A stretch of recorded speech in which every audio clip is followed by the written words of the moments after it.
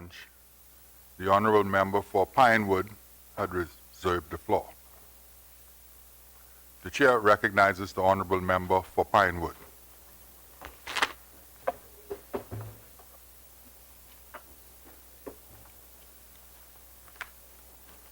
Thank you, Mr. Speaker. Pinewood rise by the grace of God and for the good of Pinewood. Let Pinewood first of all say to you and wish to you, our soon-to-be Speaker of Legend, a very happy birthday to you, and we pray all grace and strength abound with you and yours, and we hope the proceedings of the House does not exhaust you so sufficiently that you cannot at least enjoy this day as you should have. So again, Mr. Speaker, on behalf of Pinewood, we wish you a very pleasant and happy birthday.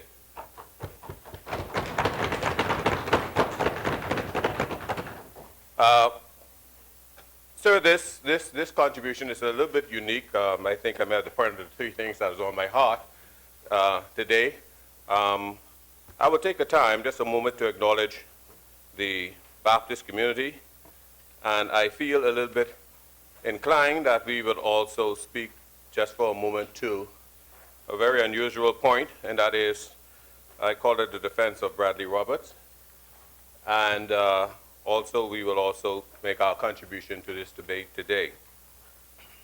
We just finished celebrating and culminating the end of the Baptist Day celebrations, and I want to acknowledge this historic religious denomination for the great works that they would have done. This contribution will not allow me to extol the virtues of the historical benefit to our national platform and our current state that the Baptist community has made, but just simply to acknowledge that the last parade was in name of Bishop Simeon Hall. I think that the parade before that was in honor of my father, Reverend Dr. J. Carl Ramming, and celebrating with the Baptist community during the October the 9th through the 13th was the Caribbean Baptist Fellowship, who met here in the Breezes Hotel, and the Baptist community also was graced with the presence of the president of the Baptist World Alliance by the name of Paul Nazuza of Africa, and he was here during that time. So this was a very, very good day, good Baptist month for that community, and I want to commend them and give them the acknowledgement.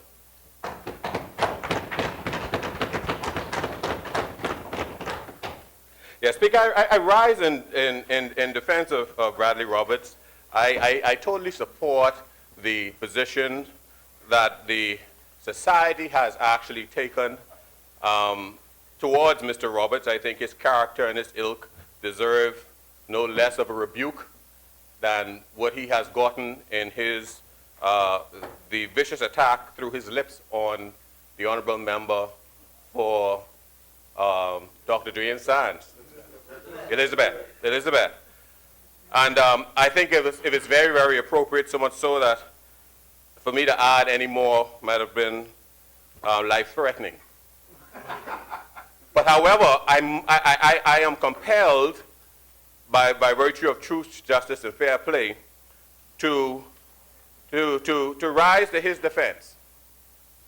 And I rise to his defense simply because there is no way, and I think that all that should have been directly heaped on to Mr. Roberts. I've constantly in this House recommended that we listen and we pay attention to what is going on. We saw in Dr. Dwayne Sands a representation of the strongest plank in the PLP's platform. They wasted millions of dollars and touted how NHI would bring affordable health care and goodness to everybody else.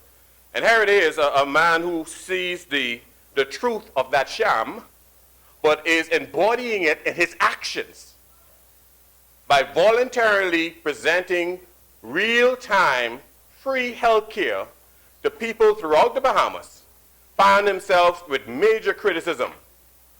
Now, in the Bible, they talk about scapegoat.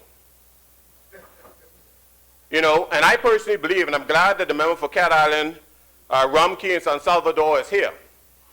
That the question that was asked in The Guardian to Bradley Roberts of Mr. Dwayne Sands, attributed to him, it says, now, if you would like for those patients to die, and if you would like for those patients to suffer, just say so, should have rightly been asked of Cat Island, Rumkey, and San Salvador. Because it is very, very clear, that either silence gives consent, and I personally would like to know if he would distance himself from that remark, because he stood up in this house and he represented his water bill. He stood up in this house and he represented every matter that was concerning him. He stands up in this house and represents articles that is in the newspaper, and it is clear from here that as leader of that party, it is him that stands behind this attack that is on Dr. Dwayne Sands. I yield. Honorable, the chair recognizes the honorable member for Cat Island, Rumkey, and San Salvador. First of all, Mr. Speaker, it is wholly irregular and unparliamentary for a member to be castigating someone who cannot defend himself in this house. That is unparliamentary. Whether the practice has started over here or not, that's unparliamentary. And furthermore, Mr. Speaker, whatever may be said, the fact of the matter is that the complaint that was laid about Mr. Sands was that he breached ethics. It was not about whether persons will live or die. That was not the issue. The question of whether persons should live or die was never the issue. The question was whether, as a minister in the cabinet, whether he breached the ethics of cabinet members. Mr. Speaker, whether members are not, cabinet members are ethically bound to perform their duties as cabinet members, right, Mr. Speaker? And it's not a question of whether persons will die or not, because there are other doctors there are other doctors with the specialty of the doctor resident here in the Bahamas. Mr. Speaker, there may very well be preferences. Honorable member. No, Mr. Speaker. Honorable member. I was down,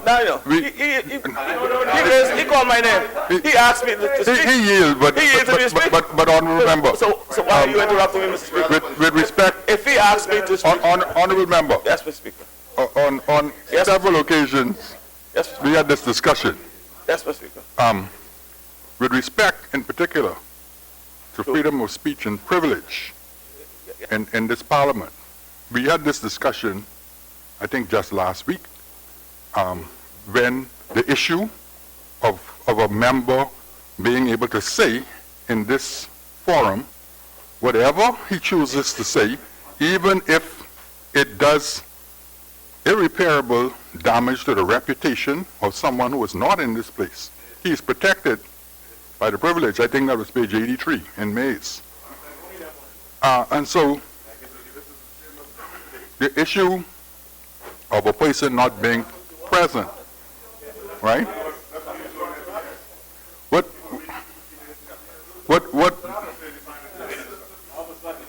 I would like for us to do from this point forward, particularly as it relates to the ancient privilege of freedom of speech, is we need to recognize that what we are doing to silence members is really a double-edged sword. Yes. I do not ever stand to silence any member.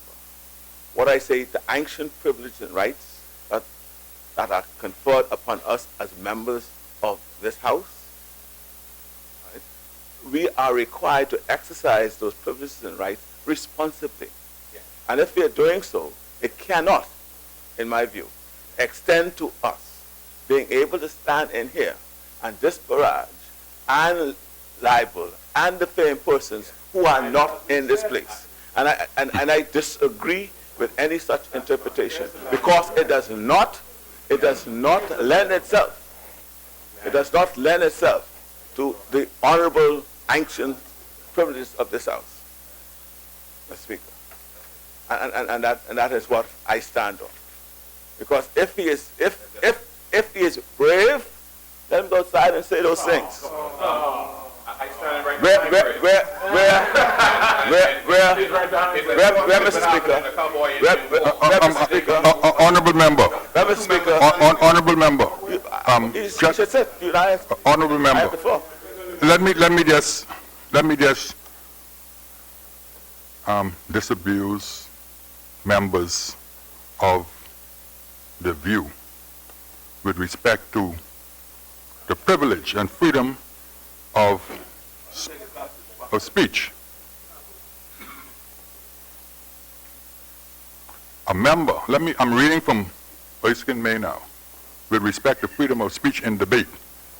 A member may state whatever he thinks fit in debate, however offensive it may be to the feelings or injurious to the character of individuals.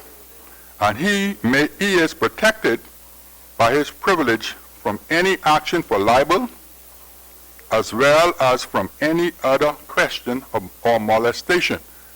I don't think that even requires interpretation. That is very clear. Now, however, the rules with respect to the privilege prevents a member from speaking ill of the Parliament, the House of Assembly, the Senate, or any other member in the Parliament. But with respect to anyone on the outside, it's subject to the Speaker's discretion. And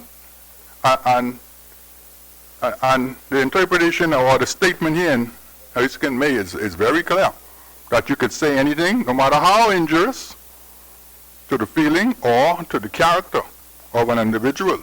You are protected by your privilege in this place. Yes, continue. Okay. Mr. Speaker, all I sought, and I will continue to seek, actually this was very complimentary of Mr. Roberts, no aspersion on him, is to get a direct answer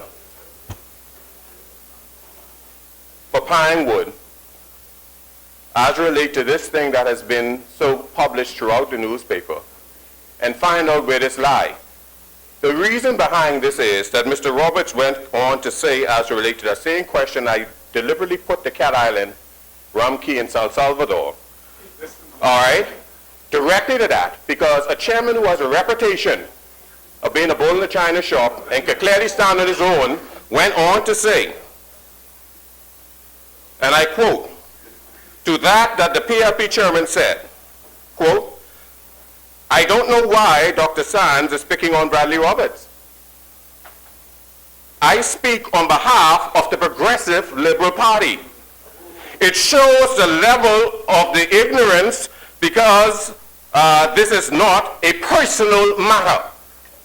So all this matter that has been against Dr. Sands and all the issue that is being raised has to be placed at the feet of the leadership of the Progressive Liberal Party. So yes, we've been asking Bradley Roberts about it, but I'm bringing it directly home to the one who's in his house right now as a member of the House of Assembly that has been accused and turning a good deed evil.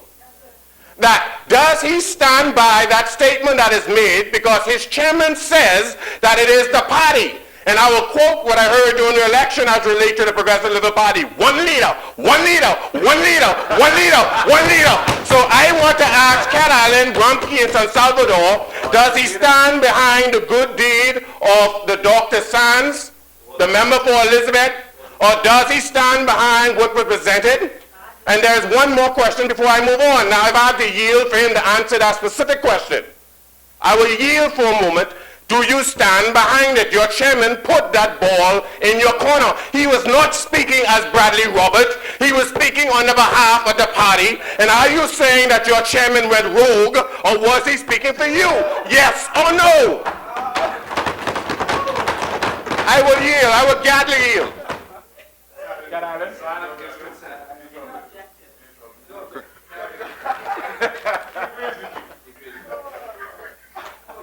One leader. And by the way, the 2 minutes that I was lost, the 3 minutes I was lost on the clock, I will pause and wait for the yielding. But I would like that time back if I can get it back. See, no, these are serious times. And during the Dominican, the debate on the dealing with Dominica, the Prime Minister gave an example of the Good Samaritan. Is our title supposed to be that which causes us to pass people by on the side of the road? What kind of leaders are we? Are you so much a king or a prime minister that you can't pause to save somebody's life? We could jump through loopholes and do all kinds of nefarious things and disguise it under parliamentary privilege and parliament and cabinet and everything else, and a fundamental thing as life and death.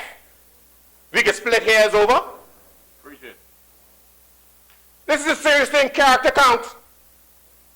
Maya Angelou say, when somebody show you who they are, believe them. You talk about NHI and you have a problem with somebody, well over 3 dozen people. And you can't even see it to sit small and be quiet and just say, thank God somebody lived. These are your Bahamians. Right. This is no joke. And I want it not thrown outside because it's been published in the paper. This is no joke. We are leaders. People expect different from all of us. And I speak to myself because I'm no better than anybody else. And I still wait for my answer. Sir, the next point that I would like to raise is the bill that is at hand. And I thank the honorable member for Carolina Ramkey and San Salvador, who will be in his leadership race, and I hope they consider all these things. Because it cost me to have to take copious notes. I literally had to get up and walk across to one of my learned brothers. Yes, I rely on them because many of them have skills that if I were enviable, I could envy. I just admire their skills. And I had to go because, mother's wit, still smart, And I had to walk over to the honorable member for Yamakwa. I said, now hold on now, you're the skilled attorney. You got to ask me something. And I bring reference to the statement that was repeated at the beginning and even down to the end, the alpha and omega of the speech by Cat Allen Rumkey and San Salvador as related to this bill. And when he said that, listen here, this bill doesn't change anything, it's administrative. And he's saying, all this is doing is, what he's saying, establishing something what exists. Codifying it. And I was like, what? And I went over and I said, now, in law, how could something exist in law if it ain't established in law?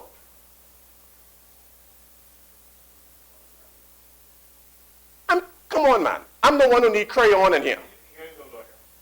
People look at us. I mean, how you could stand up with the strongest argument, oh, this law only seeks to establish something that exists. If it never existed in law, it was never established. How can it be established if it don't exist?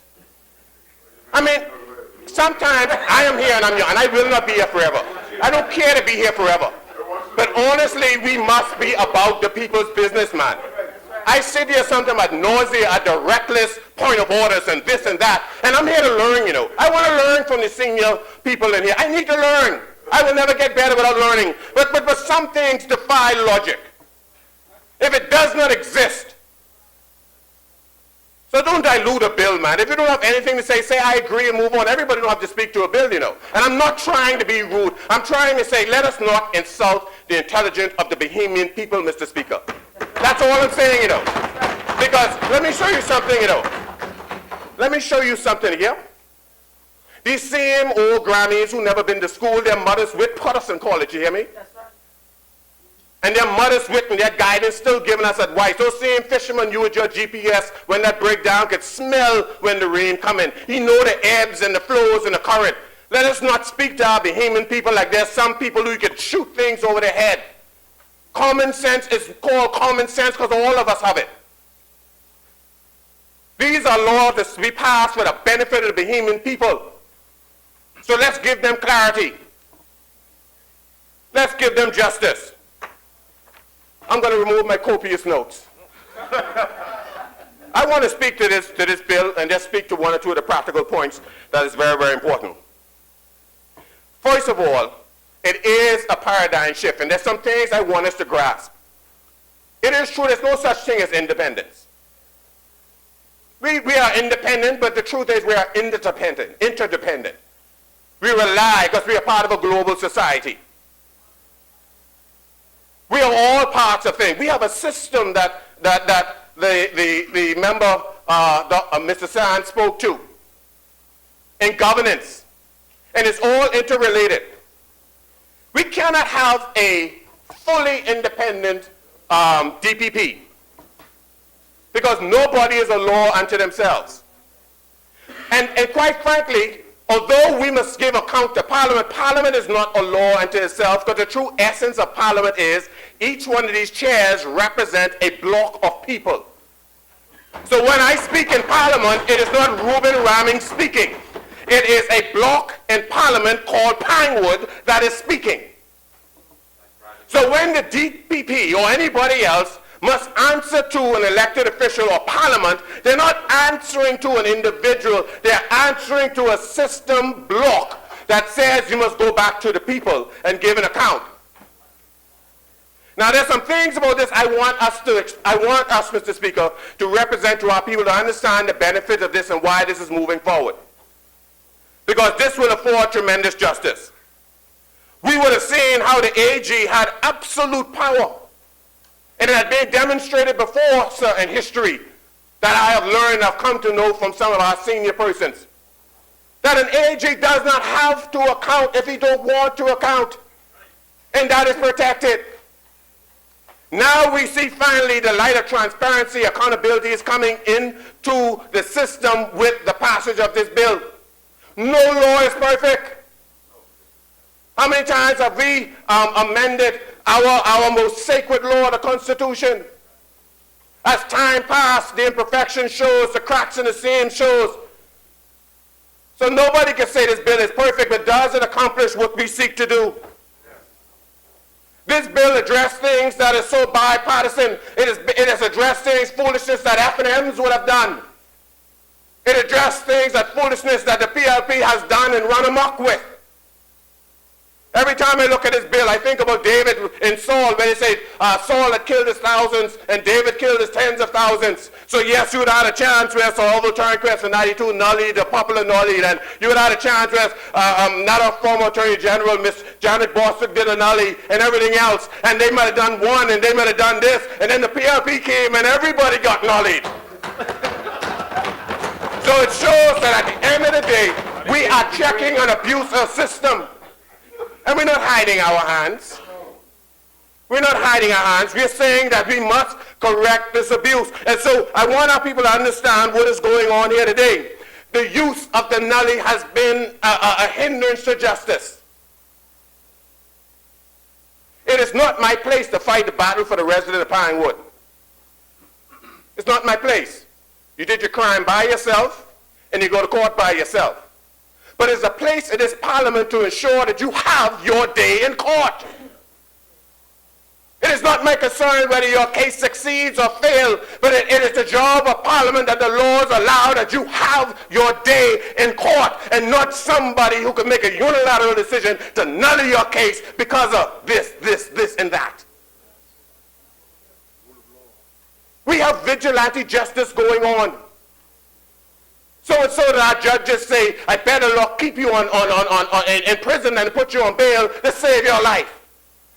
Because faith in the integrity of our judiciary, and not through the judges, by the abuse of the laws, and I sure Nully play a role in it, that people feel that they're not getting justice, but now it is to a point that there are systems in place. Finally, when your case comes up, it doesn't matter whether the Prime Minister likes you, the AG likes you, or somebody else like you, or somebody get a hookup. It means that there is a fair play, that if there's a need for a nully, it is done in a very equitable and fair way, and not the wholesale nullying. It has been said that the Attorney General had actually turned into a factory of nullying.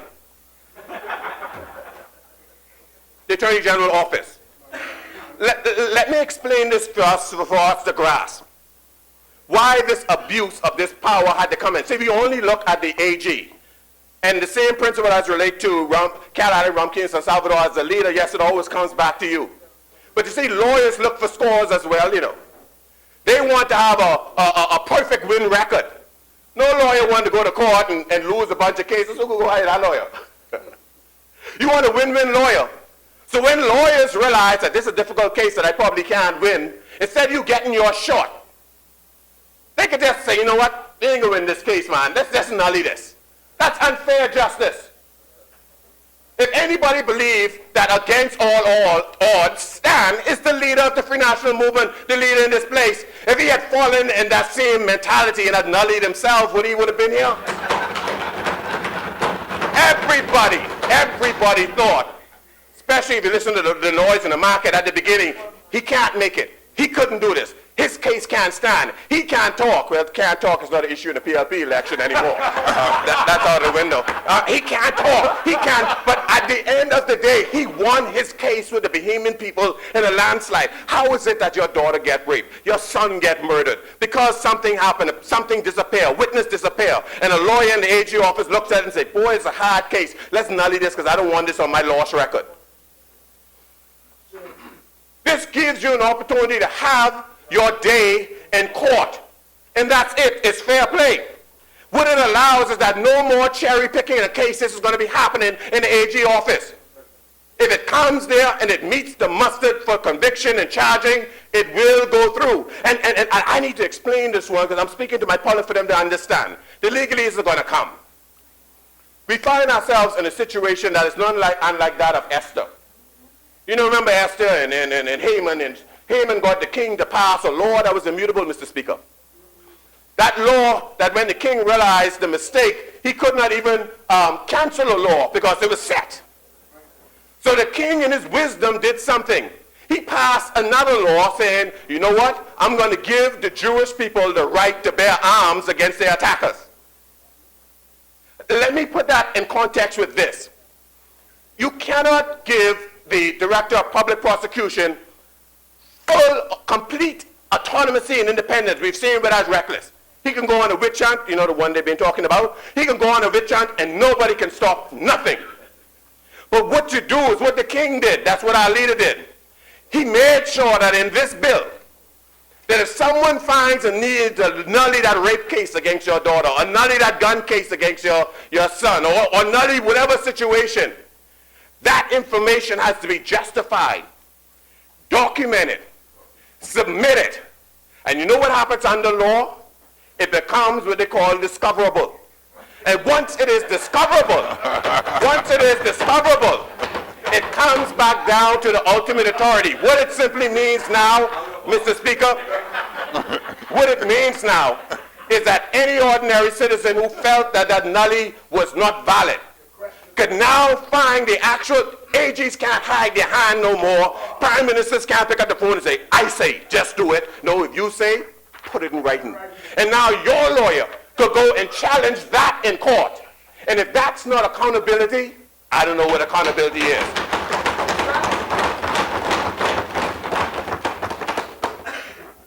So, Mr. Speaker, when we sit and we pass laws in the Commonwealth of the Bahamas, we must understand that these laws must be understood and interpreted by the people of the Bahamas. The common and, yes, who we may call elite. It must be fair to all. It must be accessible. And this law would allow, again, no more cherry picking as to who's going to come in, whose case is going to be heard, and I don't think your son is important enough because this case is going to be too hard. It ain't going to just happen like that no more. The AG has no direct responsibility over those matters no more. The Director of Public Prosecution has, yes, a degree security of tenure. 5 years is a tenure. And if we do it now, that's even better because he ain't worried about election. See, the 5 years fell before an election time, then you could say it could be manipulation. But I guarantee if he passes about now, they will always be on the other side of an election cycle. That's mothers with two. All right? And so at the end of the day, I am pleased, sir. Pinewood is pleased, sir, that though no bill is perfect, though we may hear arguments going on by the elite about, oh, there's no independence and this and that and so on and so forth, listen here. This bill still put rights in the hands of the ordinary citizen to be able to ensure that if a decision of a nullity is made, they could charge it and they could champion it and they could take it to our check and balance, which is the judiciary. This ensured that at the end of the day, mama could rest in peace. See, I don't mind failing sometimes, sir, but give me my chance to fight. Don't deny me my chance to fight.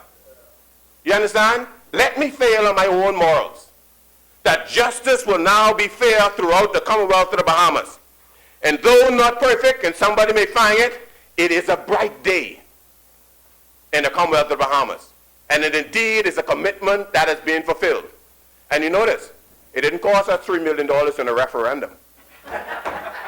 So they speak to accountability by this government to bring about the change that we sought, and it came about in under 6 months.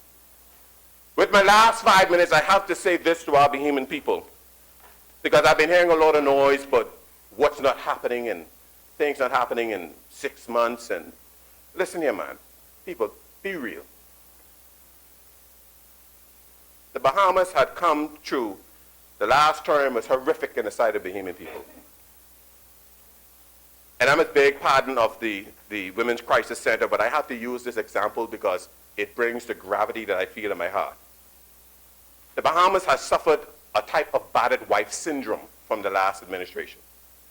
Promises and beatings and it's so much so that even a loving hand is like, because you're so used to feeling the pain. We are in a state of recovery. I've heard complaints about, oh, you took such a long break and recess, because we're working. I have to let them understand a story. There was a young man who was so lovingly concerned about a caterpillar that it's taking too long to get out of this cocoon, that he tore the cocoon open and he took the caterpillar out before its time, thinking he's helping. And he wondered why the caterpillar never developed wings. Never developed wings. And the old man came to him and said, son, you should have let the caterpillar go through its process. Because when you took it out of the cocoon, the struggle of going through the cocoon causes the blood to circulate through the wings. And that is why the wings would expand when you let it go. We came into power. A seed was planted. This administration was pushing through the metamorphosis needed to bring about change in this country. We did the necessity, passed the budget debate. And I acknowledge our Minister of Finance for halting the fall as it relates to the downgrade. Just halting the fall. That's a success in the first phase. And the team went underground and was building, and you see the compendiums of bills that is coming through. And I have to say to my people, man, be patient. The caterpillar is coming. As real as your pain was then, the reality, the gravity of your solutions must be the same. They must be thoughtful. They must be deliberate. And they must be systematic. The work is being done. Don't let the noise in the market make you think nothing is being done. Now, sometime, like mommy, while we're cooking, we'll give you something to chew on. But we will fix this country. We will pass laws that you will understand. We will bring things transparent and accountable. Because the laws we're passing, I don't know if it was before, it's not just for you. It's for us. This is the administration where the goose and the gander getting the same thing. That is why I don't laugh at people who's doing the bank link shuffle. I look with fear on the inside because I lead it and say, you think that day there? If you do that, you get that. This is a government that will hold our own feet to the fire. And we will bring about a brand new day, a change in leadership, accountability and focus. So, Mr. Speaker, Pinewood stands in support of this bill, and Pinewood sits still in expectation of the answer that I requested from Cat Island, Rumkey, and San Salvador. You get the final 2 minutes of your time. As many?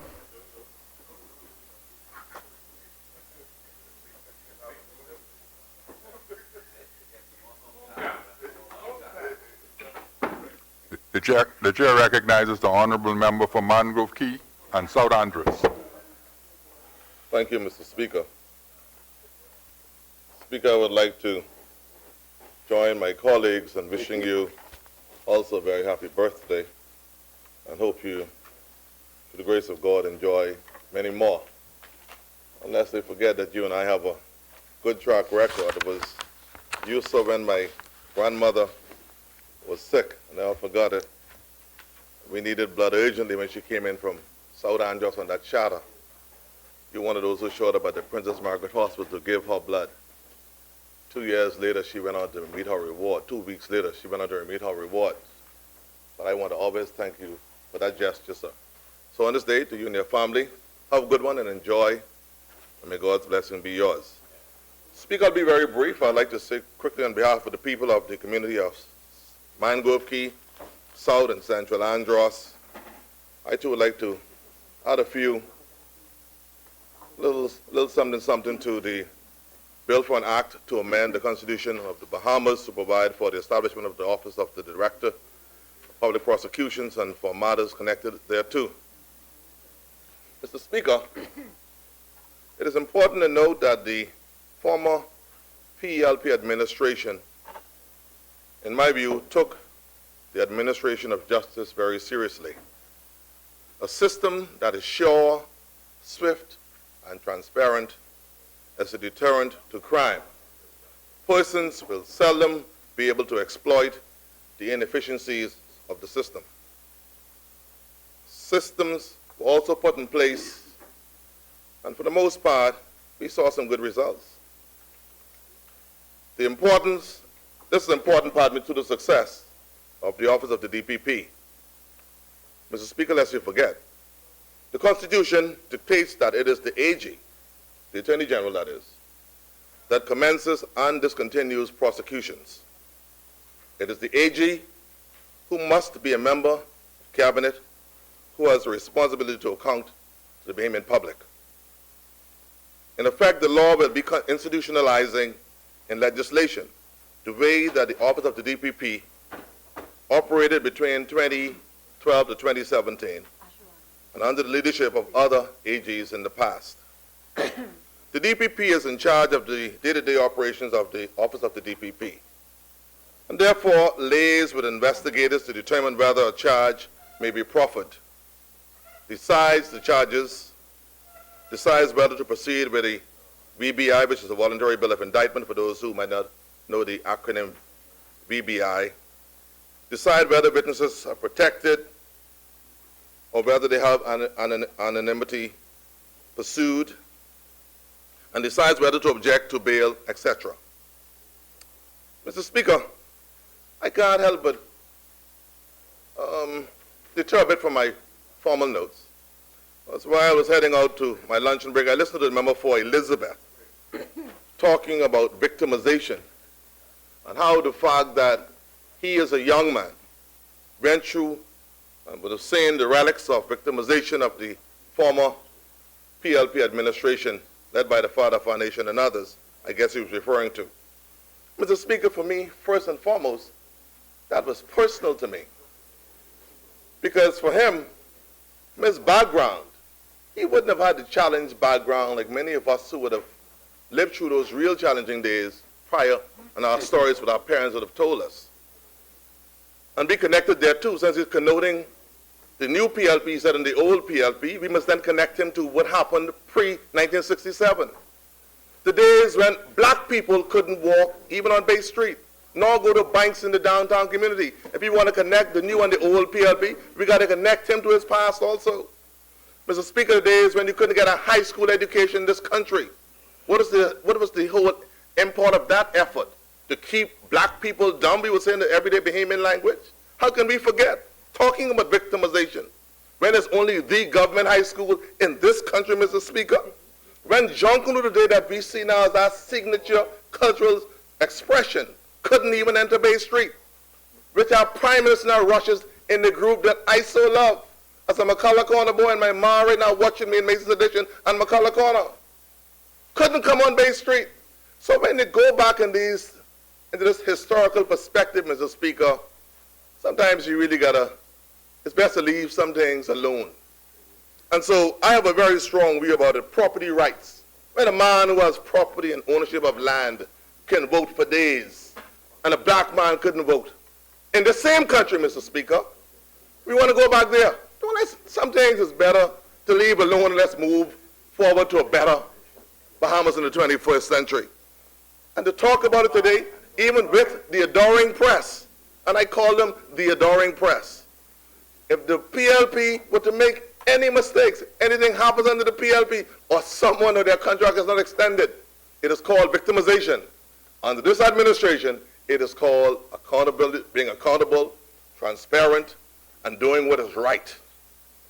I can't help but note, Mr. Speaker, before I go back to my prepared notes, this whole issue of the parallel public service is something that frightens me, and the member for Garden Hills should know by now it really bothers me, because I once again come from one of those challenged communities where young people may not be educationally equipped to compete, but they need to be domiciled in their local communities where they want to be, but also be able to make a respectable way of living. And when you're going to let someone go because they don't have the requisite BGCSEs or BJCs, or have that in the back of their minds and they're uncomfortable, Mr. Speaker, that is psychological, civil ostracism, and all the things involved therewith. And that is outright victimization. I'm not talking about those who've been sent on vacations, and those like the general manager of the Water and Sewage Corporation, executives at NIB, the list goes on. We heard the stories at tourism. The Minister of Education has spoken to some other issues also. Bahamians are concerned. So when it casts this aspersion of victimization, Mr. Speaker, we can stand there and express our views for many hours. But I believe that for the time being, Mr. Speaker, but I feel strongly about it because many Bahamians this afternoon who've spoken to me are very concerned. So I'm telling you, when it's true, when it's spit in the wind, old people say it comes back in your face. Leave that alone. And I feel very strongly about it. So the victimization issue is one that I know what happened under the prior administration and the efforts of the former Prime Minister to try to ameliorate some situations. Not as everything was right, but at the end of the day, these are Bahamians who were hired. And under any disguise, be it the IMF, Moody's, or the World Bank, what have you, if they're not working or they're sent home, they're unemployed and they were fired. That's my view. And I am entitled to having an opinion in this honorable place, like you said, Mr. Speaker. Now back to my prepared notes. Mr. Speaker, although the DPP has to date not signed the Nollies are signed by the AG on the advice of the DPP. This was the case with the past AG and other AGs, and they have advised that they have pursued a similar cause. As the DPP has already publicly said, Nollies are signed only when there is a constitutional issue or there is an issue with the evidence. Mr. Speaker, many Nollies were signed between 2012 and 2017, primarily to decrease the significantly backlog of cases in our courts.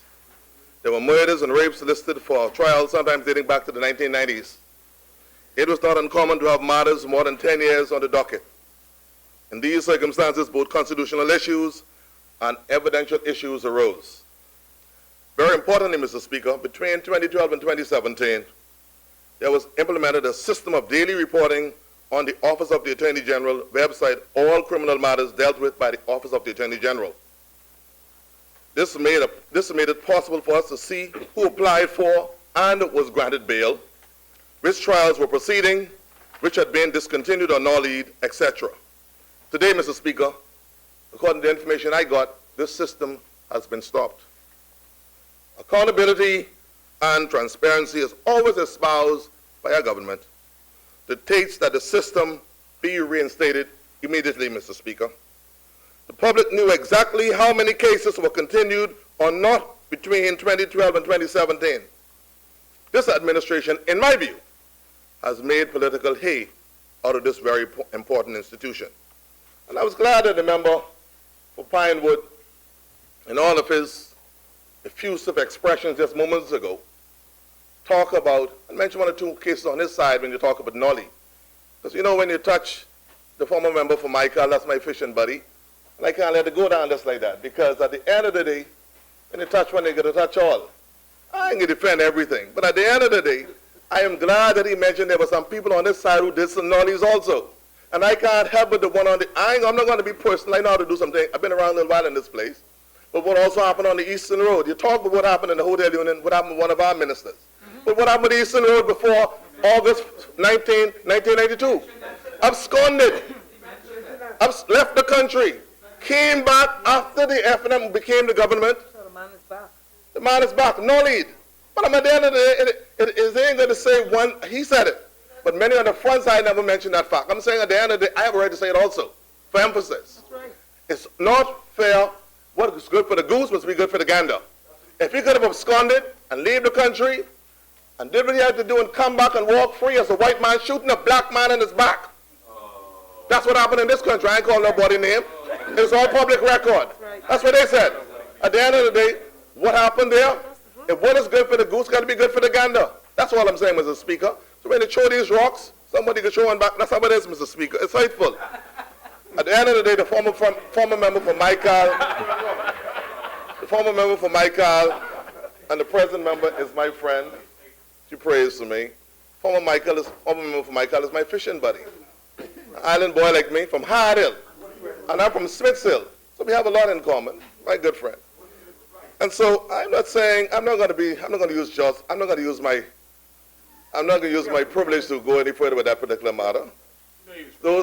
Some matters become relative to the time that they took place in. So I understand some things of the law, and so that would be a sidebar or an overture, you know, for some other time. Leave that right there. Mr. Speaker, the public has the right to know what is happening in their judicial system. I ask the government to reinstate the weekly reporting on the website and let the public see the cases and let them see the DPP office in action. Mr. Speaker, prior to 2012, there was no formal place to collect, collate, and report data. Decision-making was anecdotal rather than data-based. There was no regular reports to promote accountability and transparency. The system was implemented of daily reporting on the OAG office website of arraignments, VIBs presented, bails, trials, and court of appeal hearings. The division of the DPP now has a daily, monthly, and quarterly and annual tracking and reporting system. In 2017, a statistical specialist was engaged through the Inter-American Development Bank and Citizen Security and Justice Loan Program to work with the Swift Justice data team to enable data to be formally collated and also integrated into the integrated justice system so that proper tracking of all matters and statistical data would be available at the fingertips of the relevant and appropriate people in the justice system. Mr. Speaker, although besmirched and sometimes spoken about in a puerile manner, the Swift Justice Program is simply one that aimed to have maximum communication, cooperation, and collaboration with the Bahamian public. Stakeholders engaged in weekly meetings with teams from the Director of Public Prosecution's Office, the Royal Bahamas Police Force, especially CDU and Forensics, the Public Hospital Authority, especially the Pathology Department, the Prison, Medical, and Psychiatric Departments, and the Department of Corrections all came together and met. As a matter of fact, this led to an initiated system that persons who would not be charged with serious offenses unless and until a senior prosecutor signed off and said that there would be reasonable belief that a reasonable jury would convict upon the file as it stood.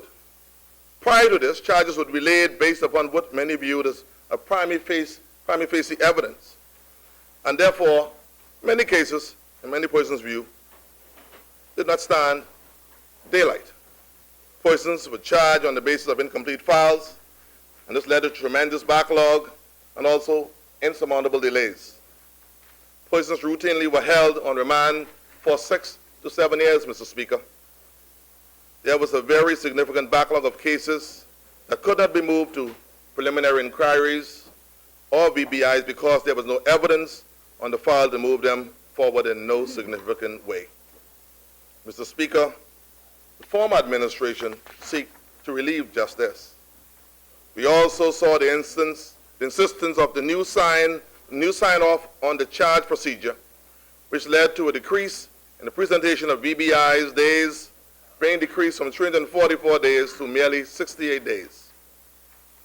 Mr. Speaker, I also must note that when the integrated justice system of the former administration, it led to an e-files, implemented a system called the e-files system, which led to the assistance and alleviation of we have conflicts with our attorneys and counsels appearing before justices. Prior to 2012, defense counsel would be scheduled in different courts at the same time. Adjournments of the matters that did not proceed further increased the backlog, Mr. Speaker, and you know of which I speak. Court reporting was also upgraded by the former administration, Mr. Speaker. All court reporters were given direct access to CPUs, laptops, court transcribing equipment, and software at least twice annually. As a matter of fact, Mr. Speaker, the systemic upgrades allowed for the creation of the e-files and also the bifurcated system of privately contracted and government-engaged reporters was also eliminated. As a matter of fact, Mr. Speaker, before 2012, the issue of jury administration became a big one in our society. Prior to 2012, juries were chosen by taking cards or balls out of a box, an old, antiquated system, Mr. Speaker. A new electronic jury administration system was created to enable a full voters list to be used and juries for each session and for each trial to be electronically randomly chosen. The system, when fully operational, should enable persons to serve for 2 months when called up and not again for another 3 years. Mr. Speaker, as an island boy and also one whose grounds and roots and grand norm, one speaks legally, as a member for St. Anne's would know, all formed between Andros, Mace's Dish, and McCullough Corner, in the heart of the Saxons. The reality is the Office of Public Defender was launched in January 2017. It's something the former administration is very proud of. It is a critically important institution to protect the rule of law. Historically, far too many trials were joined and judicial time wasted because accused persons were not represented in our courts. Importantly, also, efficiency was also improved due to this office being open. The Office of Public Defenders today operates as an independent arm of the judiciary. Lawyers are full-time and engaged solely as public defenders. They are answerable to the board, and clients are referred to the ODB by the Registrar of the Supreme Court. Annually, they produce reports showing, among other things, matters heard, and outcomes. Members of this board today is the Speaker, Justice Joseph Strawn, retired, Archdeacon James Palacios, Dr. David Allen, and the representative of the Bar Council, Mrs. Cheryl Bezard, resigned after being nominated for the elections of this year. Mr. Speaker, as I hasten to complete, I also must note the fact that there were some things judicially that the former administration did pretty well at, especially judicially. 10 courts can now sit concurrently. 5 new state-of-the-art courts were created. All courts have internet and video conferencing capacity. Digital photos can be projected on screens on all courts. Documents may be projected on screens in most courts.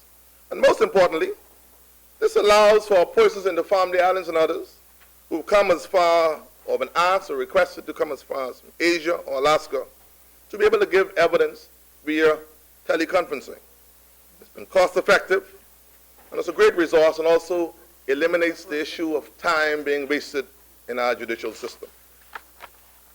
Also, Mr. Speaker, another one that is not talked about a whole lot is the cost of the Department of Correctional Services, which have increased so that all matters from charge to trial may be heard at DCS.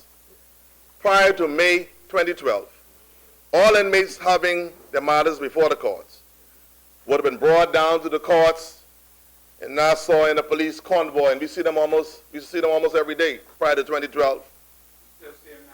It isn't half as bad, man. You know, there's been massive improvement. This created mayhem in our traffic in the morning and also afternoon rush traffic. It's a security risk, and also led to many serious traffic accidents. All matters up to trial, including call-overs, arraignments, BBIs, and bails, can be dealt with from the Department of Correction Service today, courtesy of the former administration and the hard work of the former Attorney General and her staff. All 4 new courts have been established so that during the relevant proceedings, persons at DCS may speak privately with their lawyers, who may be in the Supreme Court building on Bank Lane. Mr. Speaker, other things were done.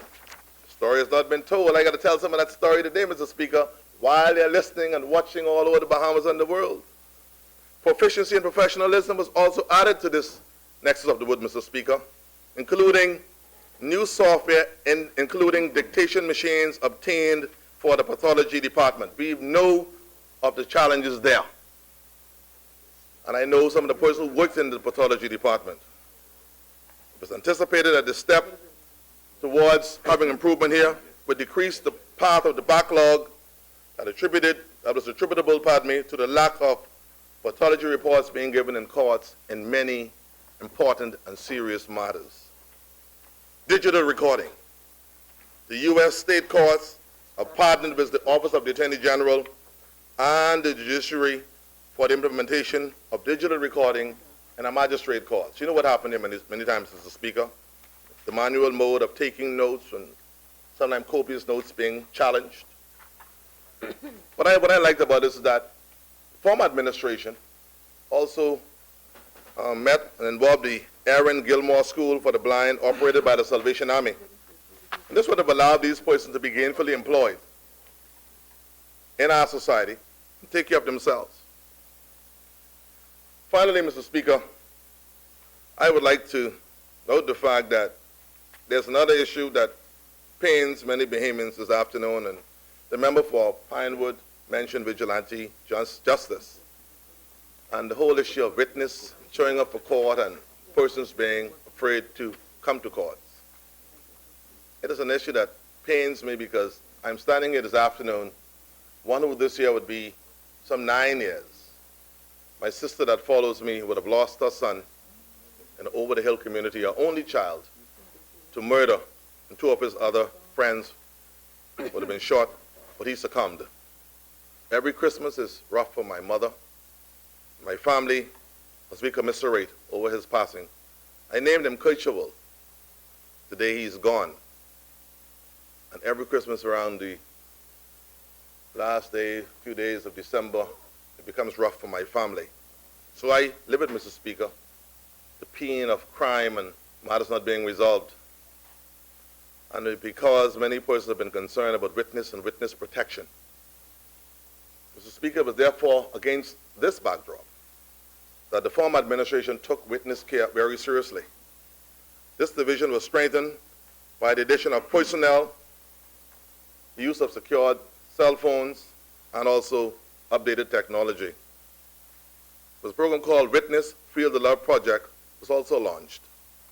The thrust of this project was to contact virtual complainants as soon as the accused persons is arraigned. Also, all witnesses were to be contacted upon arraignment, and every 2 months to be contacted thereafter. Mr. Speaker, a major impediment in this system, therefore, was maintaining contact and having persons committed to this, is because sometimes witnesses would have said that they were not contacted about cases that were before the Supreme Court for almost 6 years. Some would have said they have moved on, don't care to give evidence, pardon me. And therefore, a witness care team was trained and continued to be trained thanks to the consultant from the Commonwealth Secretariat who advised prosecutors when they perceived that a witness might be a vulnerable witness or might need the protection of witness anonymity or witness protection, in the Bahamas or abroad. So, Speaker, I would care to elaborate on this matter before I take my seat. We are living in a country today where many persons are very reticent. There's much trepidation in the wider Bahamian society. People are scared to go outside, to go to prayer meeting, to go to lodge meeting, go to Cabanas meeting or Toastmasters in the evening because of the fear of serious crimes.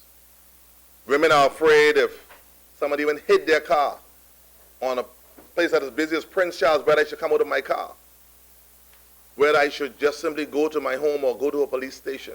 That is the Bahamas we live in today. I'm not talking about driving late at night.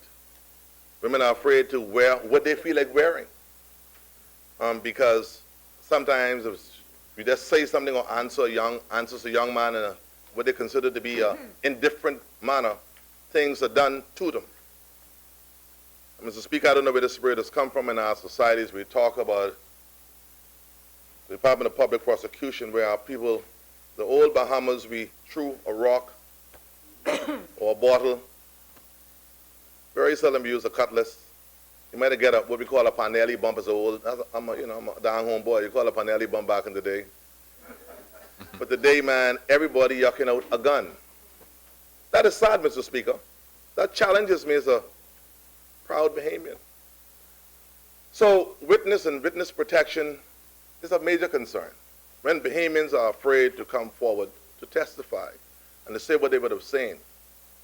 But I also say to those in the national security arm of our country that the onus is also upon you when members of the public are saying, and maybe one or two persons, that they're not comfortable telling some of you things because you're not confidential. Mr. Speaker, I thought I should say that. And we all know we've heard certain stories. But when people have some concerns about what they could tell or share with the police honestly, that is a grave concern. I'm saying to officers in any form, any division of law enforcement, be it customs, immigration, policing, from the Department of Correctional Services, anywhere, your reputation, your country's fate, how people see us. Also, it's incumbent upon you how you comport and conduct yourself and how people see you. I mentioned the fact that I was there the other day at the opening of the Commonwealth Lawmakers Conference here. It's important for people to see that they can trust our law enforcement agents, not only those who sit as justices on the bench, but those who are locking them up, those who are coming to investigate. And that is a major concern out there. When people see things happening and they're afraid to tell the police. So, Mr. Speaker, we've got to find a way to correct that. I'm not saying it is widespread, but if there's one person who's doing it, it is one too many. Laws were passed to provide strengthened witnessing and anonymity protection program. There was also the engagement of the ComSec, IDB, and U.S. state courts as advisors and consultants. Also, the law was amended to allow and provide for some 20 judges in our Supreme Courts or courts in our country so that we can have our justice can roll down like mountains in our beautiful country. Mr. Speaker, I too once again would like to commend the former Attorney General and her staff for dedication, tireless efforts, and dedication.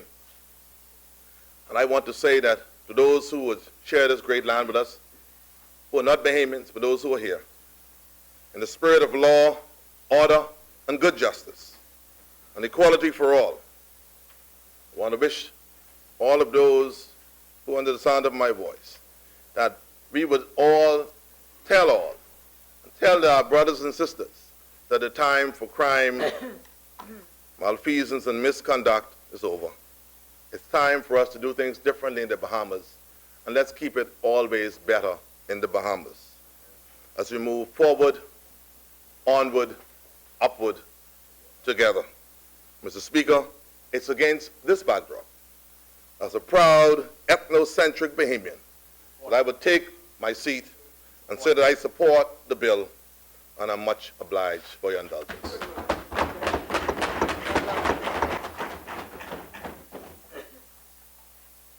As many?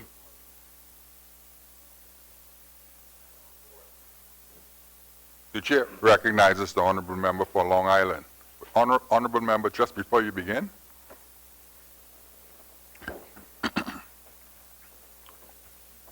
it is customary for, during National Youth Month, for the Ministry of Youth and Sports to hold a youth parliament. I've received notice that it is in the intention of the ministry to hold the youth parliament on the 26th and 27th of this month, which is Thursday, the training session, and Friday, the actual event of the youth parliament. And so, when the business of the House adjourns this week, it is likely that we won't convene next week because of other events that will be happening. Yes. The Progressive Liberal Party's convention will also be happening next week, together with the Youth Parliament, which has reserved Thursday and Friday of next week. Just wanted to bring that to the attention of members so that you can govern yourselves accordingly. Honorable member for, the chair recognizes the honorable member for Long Island.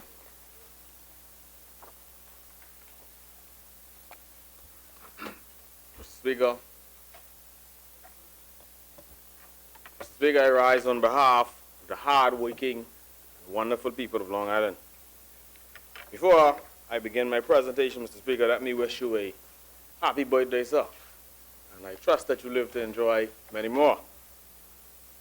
Mr. Speaker, I would also like to give my condolences to the family of Mr. Jerry Knowles, who passed away yesterday, and Mrs. Eleanor Dean, whose funeral I attended a few weeks ago in Long Island.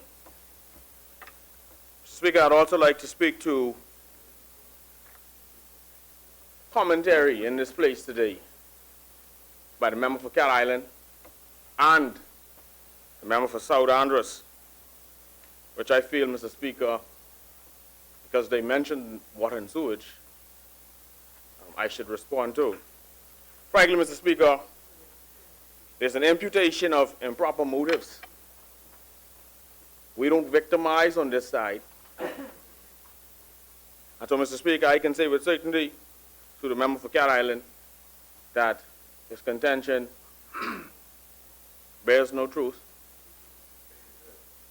And, Mr. Speaker. Yes, honorable member. The chair recognizes the honorable member on a point of order. Mr. Speaker, Which rule are you relying on, honorable member? that he misrepresented or misunderstood what I said. Yes. He was not present. He was not present. Carry on. I did not. No. A question was asked, no imputations given. A questions asked, no imputations. So for him to say that I said, if he said I asked the question and he's answering it, it would be quite proper. All I asked is, on this date, the general manager said, Mr. Speaker, I asked, they said when my bill was paid, they talked about my bill in the papers. It was corrected by general manager. I did not say that. I did not say that. All I said, the next thing I know, the match is gone. What happened? I paid it. Mr. Speaker, Mr. Speaker, I totally reject such imputations. And as a result, Mr. Speaker, I have decided to vote for Ms. Glenys Hannah Martin on the Fair Vision Amendment.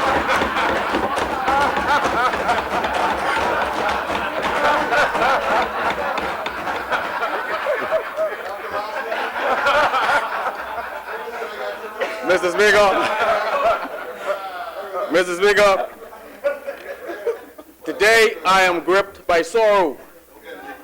My heart is crying. My heart is crying, Mr. Speaker. I'm saddened.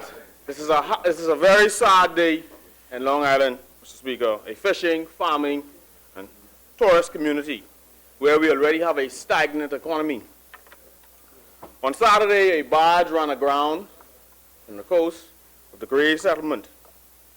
The barge appears to have been carrying relief items, namely heavy equipment, cell phone towers, utility poles, bucket trucks, a crane, in excess of some 30,000 gallons of fuel, namely diesel and various other supplies.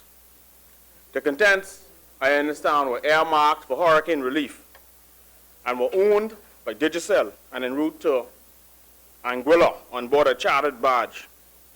Apparently, sometime during Hurricane Maria, the barge apparently broke away from the tug and made its way from Trinidad to Long Island. Mr. Speaker, I was contacted on Saturday by Mr. Damian Blackburn, the CEO of Alive, who had on his phone a representative from Digicel, who informed me that they were familiar with the contents on the barge and that they had chartered the barge. As such, the owner of the barge, his information was shared, and that was just subsequently passed on to Ministry of Foreign Affairs, Port Authority, Ministry of Transport, etc. As of this morning, Mr. Speaker, the fuel containers are in the water and busted open. There's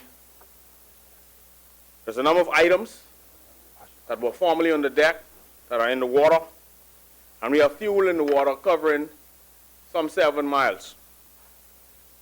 Mr. Speaker, I want to assure the people of Long Island that their MP is working hard for them, and I am endeavoring and have endeavored to ensure that all the relevant agencies are on board and abreast. I want to thank the Honorable Prime Minister for his responsiveness and the many, many phone calls, frantic phone calls received from myself to him and also the Minister of the Environment. Mr. Speaker, over the last few days, we've felt a bit helpless, and I've spent the last few days pursuing all help and support that we can get.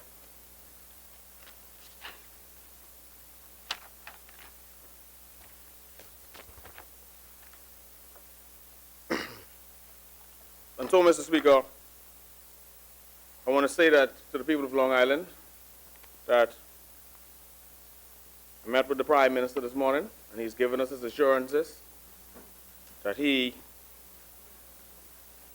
will see to it that the emergency efforts on our island and the relief efforts are driven.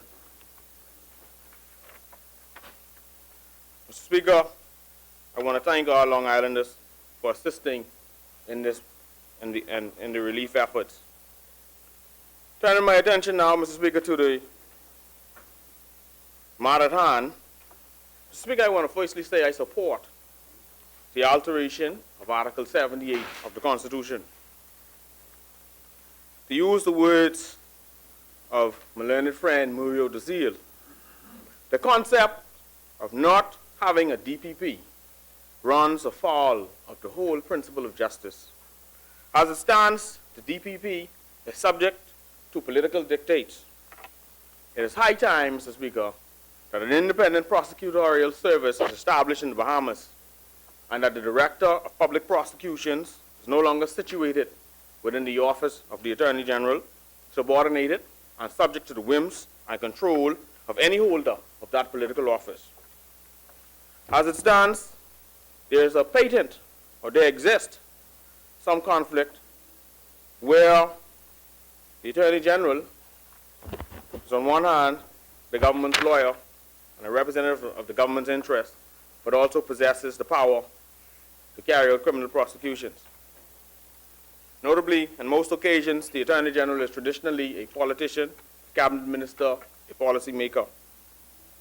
The Attorney General, and I'm talking about the office, has the power to institute proceedings currently, to take over proceedings started in private prosecutions, and even to stop them, and to issue nolle prosequis in proceedings that are already ongoing. What's more, Mr. Speaker, there's nothing by law that requires the Attorney General, that is the office, to give reasons to anyone as to why or how proceedings are instituted, taken over, or stopped. The conduct of a fair trial and fairness of process comes into question. We live in a small state, and so, Mr. Speaker, unless such a situation is carefully managed, it can be abused or perceived by the public as being open to abuse. Holders of the office of Attorney General in the Bahamas are some of the most powerful government officials. Frankly, the decisions of the Attorney General are highly scrutinized, and there are no institutional safeguards, no system of checks and balances to curb or prevent any egregious abuses of power, prohibit usurping of the roles of the court, and/or encroaching on the mandate of the Chief Justice. Indeed, in the Bahamas, there should be no evisceration of the rational boundaries or any notion of a selective application of the law, but rather a fairness and respect for the law. I applaud the Honorable Prime Minister for his zeal to ensure greater transparency and accountability of our political directorate. Today's move is demonstrative of the maturity of our democracy. This represents an enhancement of our jurisprudence. The entrenching of constitutional provisions to establish the office of the DPP removes all potential for politics to interfere with prosecutions. This person must at all times be independent, and their independence must be assured. Going forward, there should be no interference with the prosecution of criminal matters. The independence must be entrenched with specific limitations to that power. In countries such as Jamaica, Trinidad and Tobago, and Guyana, the DPP is free from control and shall not be subject to the direction or control of any other person or authority. In Barbados, the Constitution provides that the Attorney General may give directions in relation, among other things, to offenses of privacy, treason, sedition, official secrets, mutiny, and the like. We should likewise ensure that only in these instances the Attorney General can interfere. The DPP should be the gatekeeper relative to criminal prosecutions. In a 21st century Bahamas, it is disheartening to note that an Attorney General, that is the office, has control of all prosecution matters or prosecutorial matters, as well as political, legislative, and policy matters. Recently, the Organization of American States strongly recommended the establishment of an independent prosecutorial service. An independent DPP, I believe, would serve as a guardian of the public's interests. This would ensure the doctrine of equity prevails in the execution of law on behalf of every citizen. Mr. Speaker, the Bahamas is the only country in the Commonwealth Caribbean that has no constitutionally established office of the Director of Public Prosecutions. We lag behind Antigua, Barbados, Dominica, Grenada, Guyana, Jamaica, St. Kitts and Nevis, St. Lucia, St. Vincent, and Trinidad and Tobago. In most Caribbean jurisdictions, the main authority with responsibility for prosecutions is the DPP. In many of these countries, this post is enshrined and entrenched in respective constitutions. In the Bahamas, the DPP is a public officer, and the Attorney General, by comparison, has absolute control over the prosecutorial arm of the government. Mr. Speaker, in my opinion, going forward, once a suspect is to be charged by police, the matter should come solely in the purview of the DPP. Mr. Speaker, the system is presently broken and desperately in need of a constitutionally protected, independent prosecution body. That's one of the fixes needed. Some time ago, at a Bahamas Bar Association debate on the merits of an independent DPP, the current Attorney General himself said, quote, "If you look at our penal code and several other specialty statutes, it is replete with offenses that cannot be started, even without the fiat of the Attorney General. And we all know the provisions of the Constitution that vest an almost unfettered discretion in the Attorney General to issue a nulli in any matter and to bring it to an end. Frankly, the proposed alteration guarantees the integrity of the criminal justice system. As it stands, it is highly doubted that any Bahamian Attorney General serving in cabinet, past, would feel comfortable arresting and or charging a minister who might also sit with him or her in cabinet. By contrast, in Trinidad and Tobago, former Prime Minister Basdio Pandey was charged by the DPP after he failed to declare an account at the National Westminster Bank in Wimbledon, London, to the Integrity Commission for the years 1997, 1998, and 1999. Mr. Speaker, law reform, constitutional reform, such as this, levels the playing field, and, one believes, reduces the thought among Bahamians of there being an unaccountable elite. I invite the government to review a comprehensive codification of the general powers and independence of the DPP, set out at sections 647 and 653 of the St. Lucia Criminal Code. Upon the passage of this amendment, the DPP should solely be empowered to file indictments, refuse to file an indictment, order a further preliminary inquiry, issue nullies, bring contempt proceedings, etc. The power to issue nullies would then devolve from the Attorney General, where it is currently vested. Some time ago, now DPP Gavin Gaskin, a reasonable and intelligent individual, acted in the post. As I have said in another space, he had not been confirmed since the departure of Annette Graham Allen more than 2 years before. This amounted to the previous administration seemingly dangling a carrot in front of his face and teasing him with the position, keeping him at bay and in check, and perhaps in fear that he would not be confirmed in the post.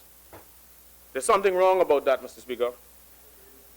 A DPP should have no concern over his security of tenure.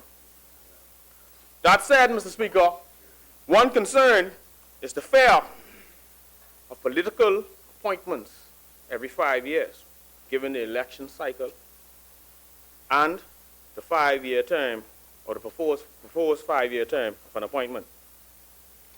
Speaker, having done some research, I would even recommend that the term of appointment be 3 years, with a maximum of 9 years. 3 3-year terms, so that someone is also not, whilst they have the ability to operate, still able to, not extend them beyond a reasonable time. Mr. Speaker, attorneys working for the DPP or in the DPP's office should also be directly answerable to the DPP. Mr. Speaker, in the Bahamas, it should be that under no circumstance a DPP's prosecutorial powers would be infringed upon by an overzealous Attorney General. In years past, the DPP of Trinidad and Tobago was liaising closely with the police to investigate a probe into the leak of confidential correspondence from the U.S. Department of Justice. According to the Trinidad Express newspaper, Deputy DPP Joan Honoré Paul stated, quote, she issued a 6-page press release stating that the then Prime Minister, and the former Attorney General were not cleared in the email gate probe, as had been claimed. She had also sent a 3-page letter to the Attorney General with the same concerns. According to the Trinidad Express, the Deputy DPP stated that, quote, to give the impression that that she did so, that to give the impression that there had been some finality in this regard was misleading and was wrong for the Prime Minister to publicly divulge documents pertaining to the case whilst the investigation was ongoing. The Deputy DPP wrote that any parallel investigation by an interested parties and the public airing of the supposed results are palpably self-serving and bring to mind the need for the legal maxim, no man shall be a judge in his own case. Mr. Speaker, this is a bedrock principle of natural justice, the rule of law, and due process. As it stands, Mr. Speaker, it is difficult to imagine, like I said earlier, any holder of the office of Attorney General arresting and/or charging someone who might also sit around the cabinet table with him or her. A few years ago, controversy erupted over the issuance of a nulli prosequi by the former Attorney General's office that led to the discontinuance of a gun possession case against her former clients. Frankly, the nulli and the then Prime Minister's subsequent failure to inform the public and the then opposition of the so-called national security matter, which supposedly underpinned the decision, became an explosive, hot-button issue that did not and still does not pass the smell test. I remember asking in my column if the couple involved was a part of a, quote, super secret, undercover, government-sanctioned sting operation that we don't know about, end quote. We have not yet received a fitting explanation. Mr. Speaker, astoundingly, two defendants who were awaiting trial in connection with the gunpoint robbery of the member for Cat Island, the then Deputy Prime Minister, who was acting as Prime Minister, were also nullied. Though the defendants were accused of robbing the then acting Prime Minister of jewelry worth $93,000, a jewelry box worth $20, Baraka gold jewelry worth $700, an opal top wallet worth $450, a Royal Bank of Canada credit card, a driver's license worth $15, and also accused of robbing his wife of some $2,953 and one Wilberforce Seymour of $10, they were nullied. No explanation was ever given as to why the case was discontinued. And no other country would accuse the assailants, rob, and hold up an acting Prime Minister at gunpoint, and the case suddenly disappears. Why was the nulli issued? And that was the question I could put to the member for Cat Island from the floor. Why was the nulli issued? I wrote then, one person died, Cat Island, two were still on charges. I wrote then, one person died, two were still on charges, Cat Island. I wrote then that beyond wasting the court's time, this case reeks of what many have come to see as improper political interference. It gives off the notion of an inherent conflict of interest, and it has, in some quarters, perhaps even cast the Bahamas as having a bad legal climate. Without this spectacle, our justice system is already complicated by systemic failures and challenges that plague the legal process on a daily basis. Mr. Speaker, prosecutorial decisions should not be narrow-minded and/or based on partisan views. Indeed, as I have said time and time again, the rule of law, as noted by the great philosopher Aristotle, is preferable to that of any individual. Caroline, you can answer me after I'm done. I appreciate that, though. Gone are the days of political schemes that boast about swift justice and conviction rates for political gain. That's what the DPP does. Getting an independent DPP. No more swift just talks about how many people were convicted as a political football, Mr. Speaker. Gone are those days. Clearly, Mr. Speaker, swift justice is nothing short of a catchphrase and a political scheme, one that backfired at that. Accordingly, if one applies some of the judge's dicta in the case Attorney General of Fiji versus DPP, the Bahamas' Attorney General should, going forward, only be responsible for the oversight, control, and direction of funding, the accountability of the office and administrative powers, the dissemination of legal information, oversight of the enforcement of a particular law, the general administration of justice, and the representation of government affairs. For example, rendering legal opinions to cabinet on proposed bills, policy initiatives, and so on. Whilst areas of funding and accountability and facilities may fall squarely within the remit of the Attorney General going forward, we have an opportunity here, Mr. Speaker, to ensure that the office functions, the office of the DPP, functions autonomously, that it has a budgetary allocation that is fixed by statute and subject to increases due to inflation, year-over-year reviews, and incremental increases. And one where the holder of the post of DPP has security of tenure. So when they carry out their duties, they do so freely, without favor, without duress, and without interference or influence. The office must be properly staffed. We would not want a member of the executive or a future Attorney General to use the budget as a mechanism to clandestinely control the DPP. Mr. Speaker, frankly, one would advise that a select committee of members of the House of Assembly, the Bar, members of the Judicial and Legal Services Commission, via public hearings, formally question candidates seeking the office of DPP going forward, and then make representations to the Parliament. Such selections ought to require a candidate to go through a stringent vetting process, evaluation procedures, and a questioning process. There must be checks and balances, Mr. Speaker. There must be objective provisions for the removal of a rogue DPP. And the provisions should be expanded to state that his or her removal should also include incompetence. The Attorney General should not have the power to interfere with decisions other than those specified. Otherwise, if he seeks to interfere, he should put his position in writing and disclose what he is seeking to do. Mr. Speaker, I have also been asked about how the government could alter Article 78 without a referendum. Simply put, the provisions of Article 78 of the Constitution, which sets out prosecutorial powers, are not entrenched and can be changed by ordinary legislation. There is no need for special majorities, and a referendum would not be required. Mr. Speaker, in his notable 1989 speech, then Attorney General Sean McQueenie QC stated, quote, "Clearly, then, it was not the intention of the framers of our Constitution that we be irrevocably married to the model of the Office of the Attorney General introduced in 1973. Had that been the intention, the provisions of Article 78 would have been entrenched, which clearly they are not.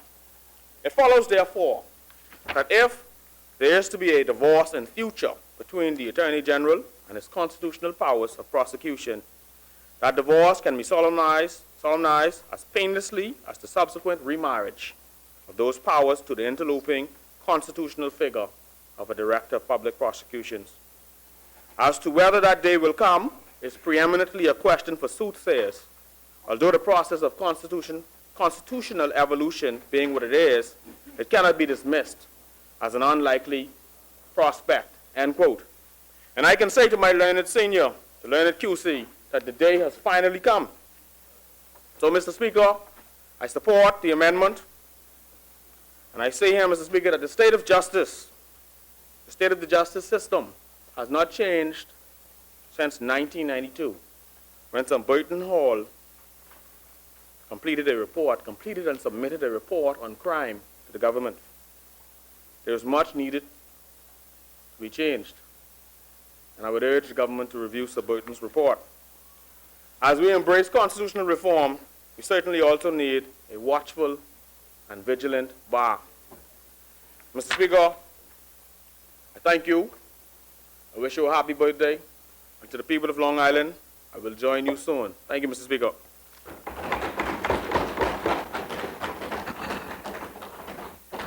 As many.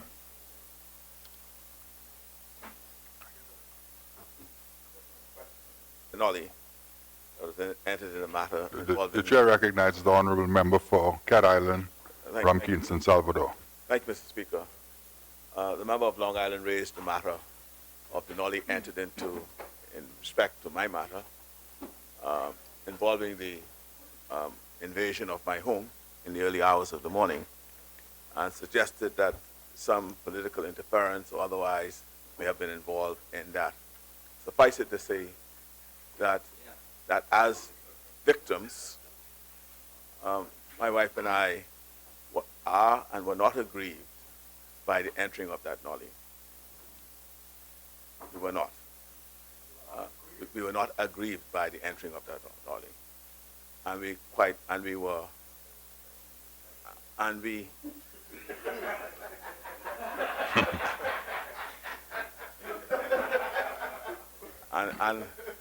in fact, my wife was relieved by not having to relive the experiences of that morning. And in fact, I think the person that was identified as the principal offender was eventually is deceased, and made the continuing of the matter more difficult to ensnare any other person involved.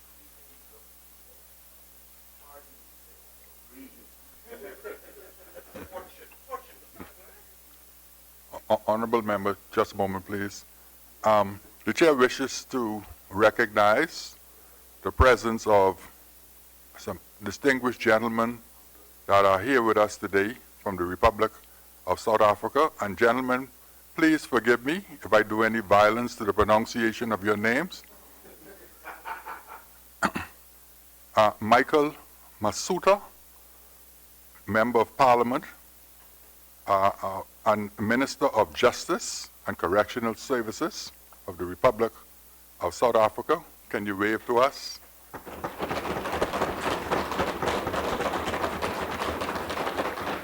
It's a pleasure to have you. And he's accompanied by Kapitso Molengi, or Malengi, Chief of Staff of the Ministry of Justice and Correctional Services for the Republic of South Africa.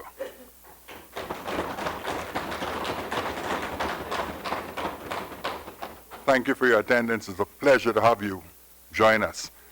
Both gentlemen are here participating in the Commonwealth Law Ministers meeting that is being held at Bahama from the 16th through 19th of this month. Honorable member for Pine Ridge, the chair recognizes you. Thank you, Mr. Speaker. Let me first of all take this opportunity to express my condolences to the family of Mr. Jeff Hepburn of Pine Ridge, a former hotelier and churchman, Miss Dorothy Colbrook of Pine Ridge as well. She died, 5 children, 9 grandchildren. She was born in West End, but she resides in the Pine Ridge constituency. And even on her dying bed, she was speaking about repairing her leaky roof. Ms. Lisa Dean, family and church friend, just lost her life this week and leaves behind 1 child. And then I want to also convey my condolences to the family of the late Reverend Dr. Ralph Russell, a pioneer of the gospel, businessman in the community of Grand Bahama, particularly in the Western District. He is also the father of the former Senator Julian Russell and immediate chairman of the Hotel Corporation. And then, of course, Mr. Speaker, on a more happier note, I'd like to take this opportunity to wish you a happy birthday, and may God grant you much more life in days, weeks, months, and years to come. Mr. Speaker, first of all, let me give thanks to Almighty God for the privilege to stand once again in this hallowed place. Secondly, I do so on behalf of the good and gracious people of the Pine Ridge constituency in the city of Freeport on the island of Grand Bahama, one of the islands in the Commonwealth of the Bahamas. I'll attempt to speak to this legislation in a layman's term, as that is all I'm able to do when it comes to matter of legality. Let me thank the government under the auspices of the leadership of the Honorable Dr. Hubert Minnis for bringing this timely and historic piece of legislation. Historical in the sense that it was and is important enough for the Prime Minister to fulfill a campaign promise while advancing the judiciary simultaneously. Forward-thinking, progressive legislation that seeks to promote 21st century national upward mobility. I will attempt to bring a sense of clarity, particularly to those watching, my friends in Alistown, Bimini, and all the way to my acquaintances in Matthewtown, Inagua. I will try to give you a sense of comprehension. Bearing in mind, because I've listened today and I want to have fair and public disclosure that I know nothing about the law. I'm not a lawyer. But I will try to give you a sense of comprehension, bearing in mind I have no permanent secretary to instruct me, no legal team to guide me, no speechwriters to write for me, nor do I have a bureaucratic government agency to endorse me. And so I don't think people understand sometimes how important it is and challenging it is for members of parliament to do what they do based on knowledge and information handed to them from those within the government and particularly the cabinet. So it is important when we get such information to guide us along the way.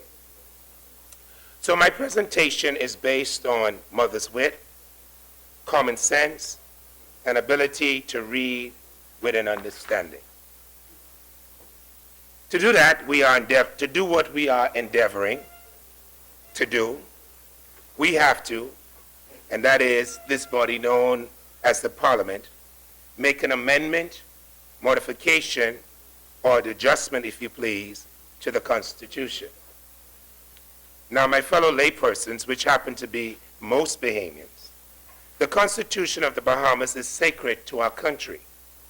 The Constitution of the Bahamas is what the Bible is to the church. What we now know is that change or variations can be made to the Constitution in this method by way of amendment. So not all changes to the Constitution requires a referendum or a referenda. Mr. Speaker, based on my comprehension and interpretation, the provision that gives us the right to do so is found in Article 54 of the Constitution, an act by which both houses, upper and lower, can make such a facility. I believe the last amendment to the Constitution that was made from this place was in 2002. This, if passed, would make the third amendment in the history of this Parliament since 1973.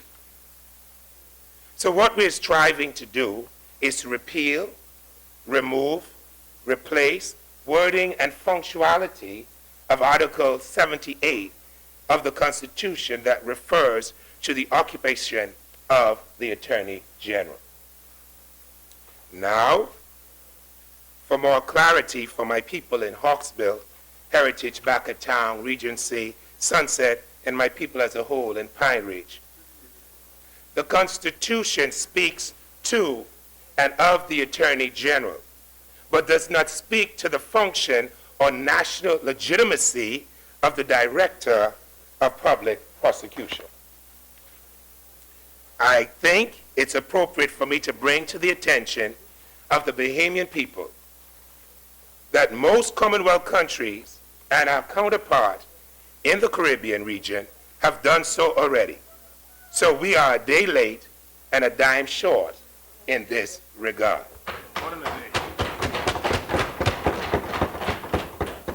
Now, the DPP, and when I say DPP, I'm referring to the Director of Public Prosecution, will not usurp the authority of the Attorney General. However, the DPP will act independently or autonomously as it relates to criminal matters, rape, housebreaking, stealing, murder, attempted murder, etc.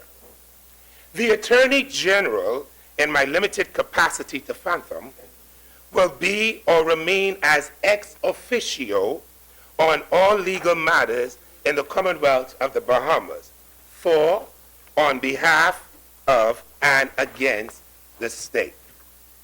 Therefore, it is my reading that all civil proceedings will remain in the purview and legal prerogative of the office of the Attorney General.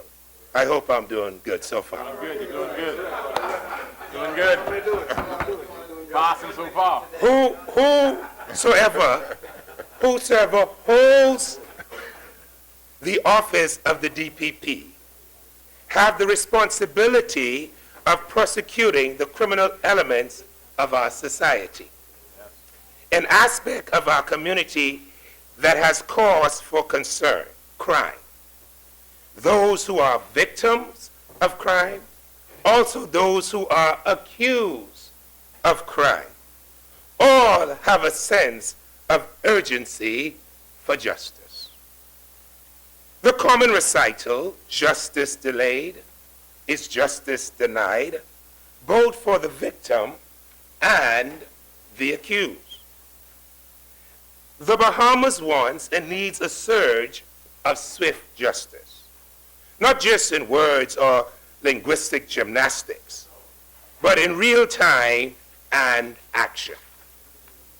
The DPP must be impartial with judicial prudence, blind to color, political race, or creed, recognizing that justice is for all, not just for the rich, famous, and influential of our society.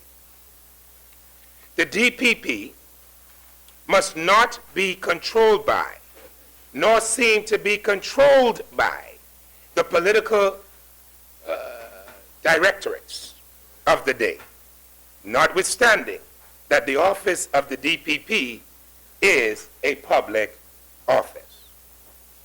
He or she, and I notice the bill speaks specifically to he, and he, I guess, an agenda in that being both male and female, okay.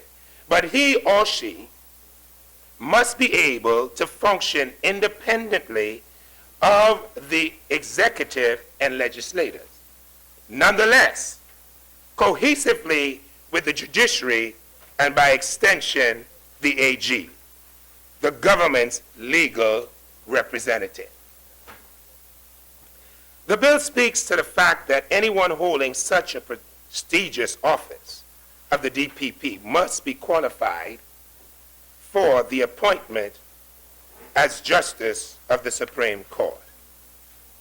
In other words, and I hope I'm on the right path, not because you have a law degree or have passed the British and Bahamian bar makes you eminently qualified to be the DPP, notwithstanding that it is a requirement, but not the only prerequisite. I think I'm still heading in the right direction. those who aspire or are appointed to such an office must be seasoned and have experiential knowledge in and of the legal field. By and large, those who serve in this capacity of DPP often go on to become Supreme Court justices. The DPP will be responsible to undertake criminal proceedings against any person before any court in respect of offense against the laws of the Bahamas. Simply put, the DPP cannot and ought not to be prejudiced in their dealing. Like the good book tells us about God, so must the DPP be in the carrying out of his or her duties, no respecter of persons. The DPP has the legal right to prosecute those who've committed offenses against the state by violating the law, regardless of their political affiliation, academic qualification, or financial status in society.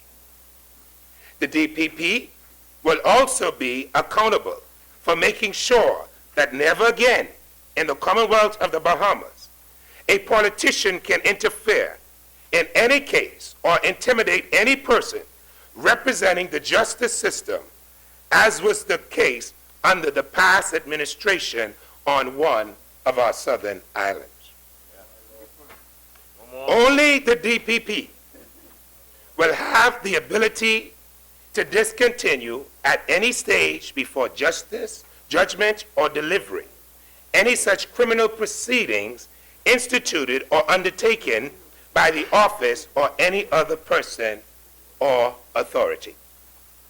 Never again should an attorney general who have been appointed to this country and months, weeks, and days after being appointed, persons whom the AG at one time legally represented just before receiving this high prestigious appointment, former clients can receive a nollie prosequi.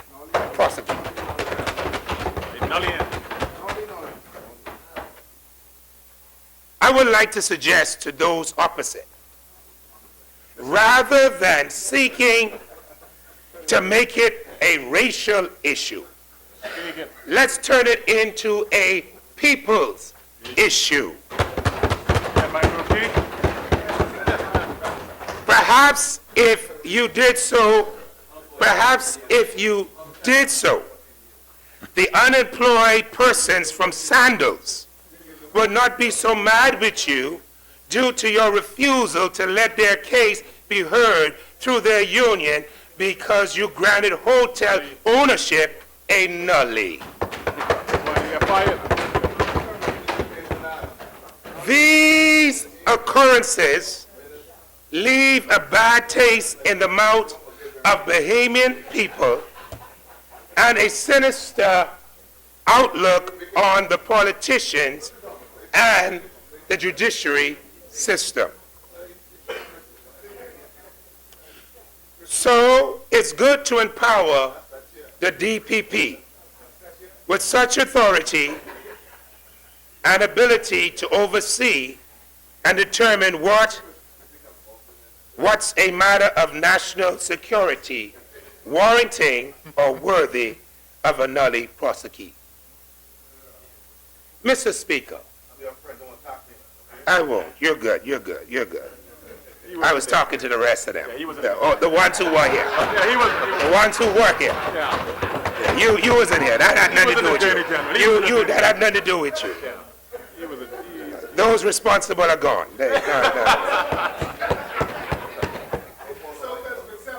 Yes. We cannot seem to have or give any semblance of politician by way of the AG or otherwise directing the traffic of the judiciary. Now, let me say this. I sat and listened, and debate is just that, for us to listen, to glean from each other, and who knows, even to persuade. Sometimes you're thinking one thing, and when you hear something, you're like, never thought about that. Okay? Yes. And so, I'll speak to that as we go along. Mr. Speaker, through you, to the powers that be, there seems to be an inconsistency to me.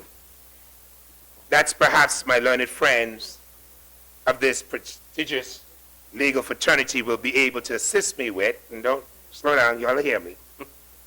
For my own clarity and indeed for the benefits of others, since then, I've gotten a purer view.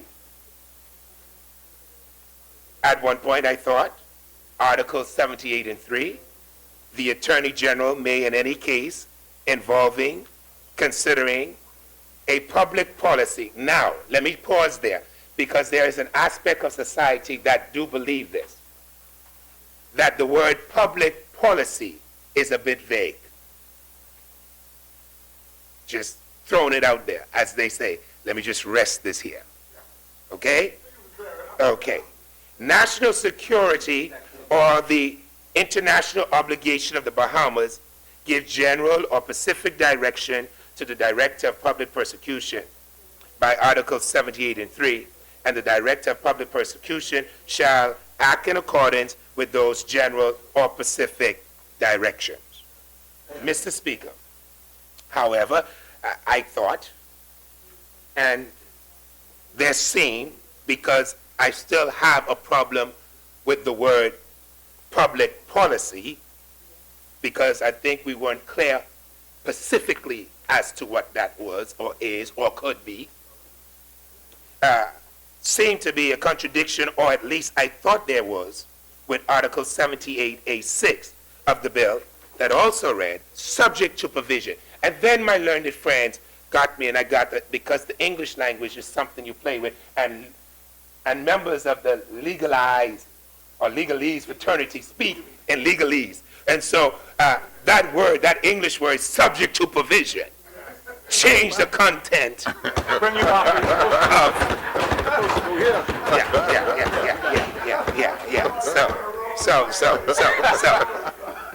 but subject to provision of Articles 78 and 3 and 4, in the exercise of power conferred upon the Director of Public Prosecution, paragraph 3, the Director of Public Prosecution should not be subject to the direction or control of any other person or authority. But a layperson like myself would have then asked the question and begged to say, so which is it? Do you have this power, or do you don't? Or is this power limited? But I'll continue with my presentation. The ambiguity or the question arises, is the Director of Public Prosecution truly an autonomous appointment free from political and otherwise intrusion? Now,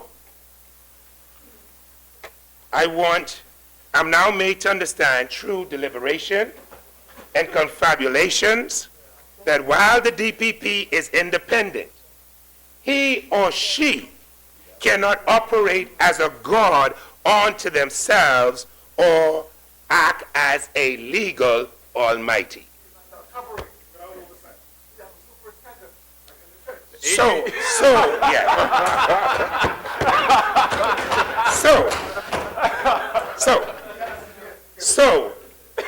the system must have checks and balances. The DPP certainly independent, yet subject to the rules, laws, regulations, and authority under the legal governmental bureaucracy. Subject to. The section. Now, something else that I thought of. The system, in relation to what I just said, the system has to guard itself against a DPP going rogue. And we have to put mechanisms in place, which isn't here, but we must. But in my little, anyhow, Well, anyhow, let me bring it out now. When it comes to bills, they become, after pass, a living organism. For the benefit of my people watching by television. We amend the So motion. we need to put mechanisms in place to guard against DPPs going wrong. And I also heard Long Island speak to it. We must also be able to remove them, not just because they go wrong, but we must also be able to remove them for their incompetence. And God knows I want that to go just beyond just the DPP. No call no plea. No call no positions. Let me, yes? Let me hasten to say, too, for the sake of balance, I don't think that the DPP should, nor should he be able to consult with the Attorney General on matters of prosecution as it relates to MPs, ministers, political parties, and matters of conduct regarding elections. Shouldn't do. That's why putting it in writing is very good. That's why we have that. I can't element. So like many these days, I have, like many these days,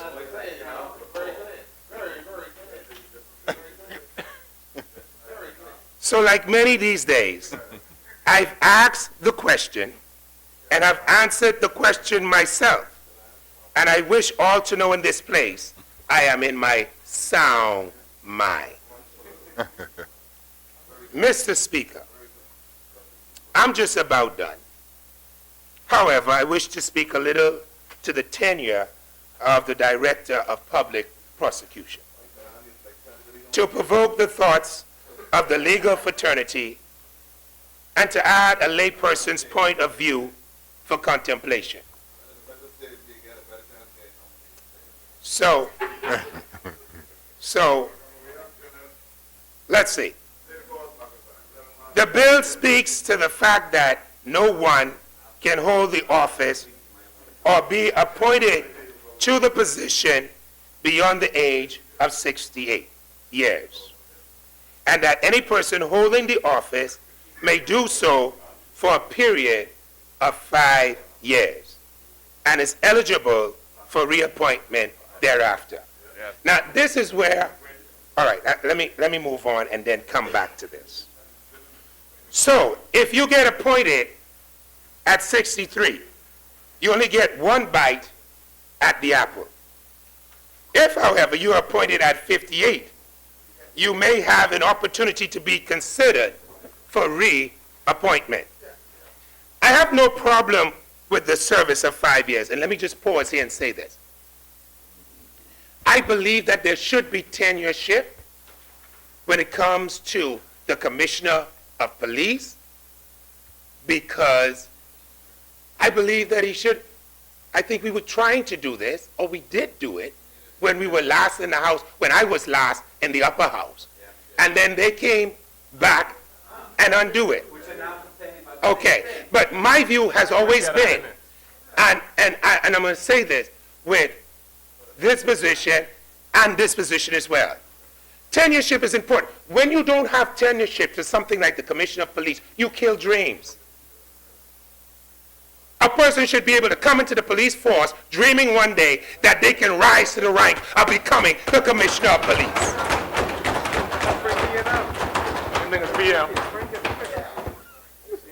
So we ain't want nobody in no position to sleep there. I have no problem. Now let me get this back to this point. I have no problem with the service of 5 years and being eligible for reappointment 5 years thereafter. A total of 10-year period in capacity of the DPP. I find this to be reasonable and acceptable. Yes. However, But However, notwithstanding, but, if you please, my concern, however, is still with the DPP functioning at, listen to the words, at full independent legal capacity. Or will he spend the first 5 years politicking, seeking to be re-engaged? Things that make you go, Mr. Speaker, we do not want a DPP having to feel as if they're walking on eggshells, stuck between a rock and a hard place, or the famous colloquial terminology, singing for their supper. Nor do we want a DPP who feel that they can only do the heavy lifting after they would have been re-engaged for their final term. Then they say they can give subpoenas and serve summons on anyone because they now have a sense of freedom to do the job, knowing that re-engagement is no longer an option. Just something to think about. I'm giving it to you from the layman's perspective, but I thank God I still seem to could read well. And that's why I often come in here, colleagues, because I try to represent the common man. They told me for years we had a D language. So you can't always try to speak an A plus or BS or BA language. yes, In that connotation, I meant Bachelor of Science.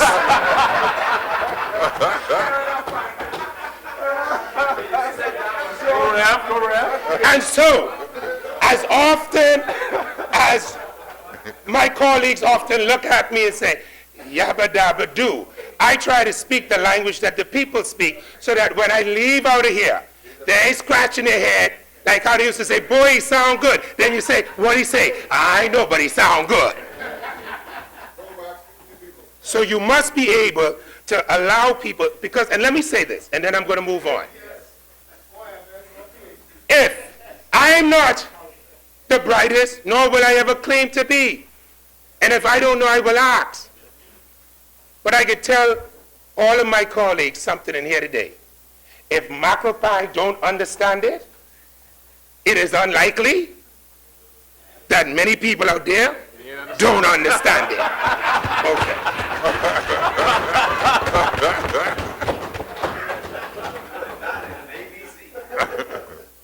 Down home, boy. Mr. Speaker, which brings me to my final point and a spin-off from my last statement.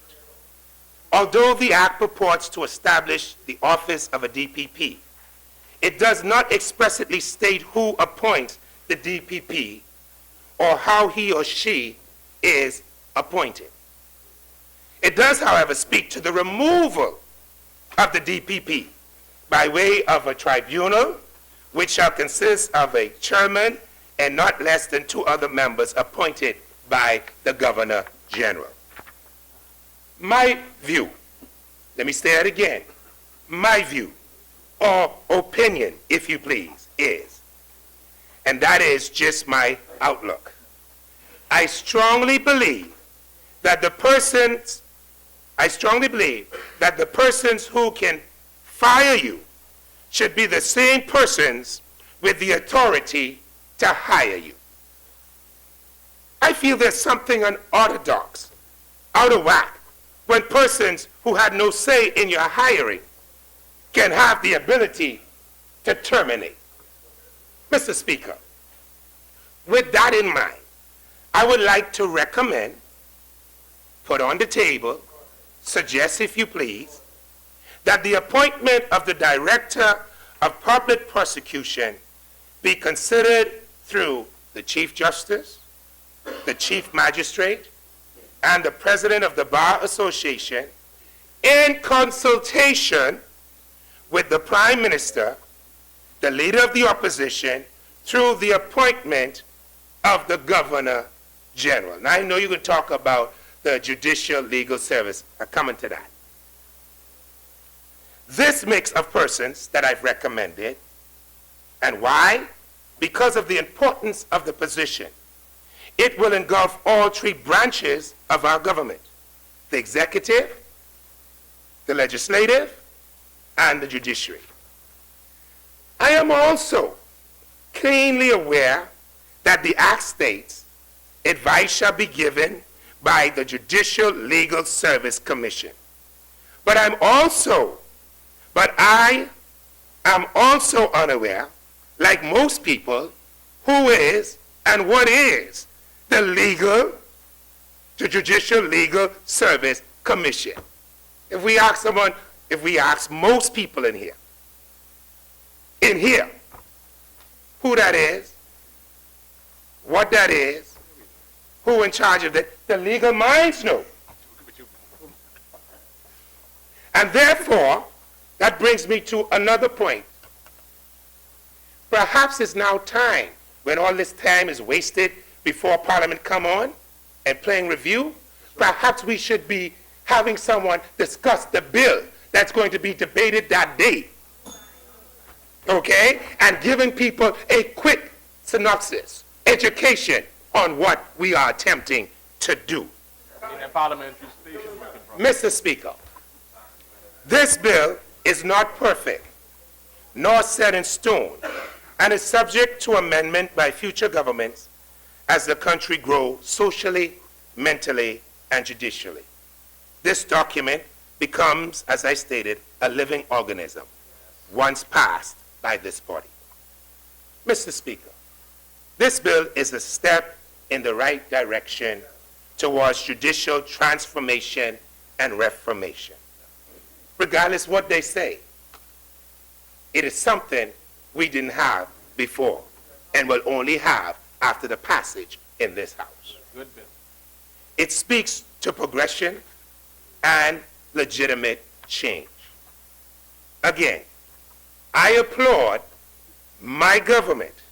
And when I say my government, I speak of membership. When the cabinet member says my government, he speaks of cabinetship. and when,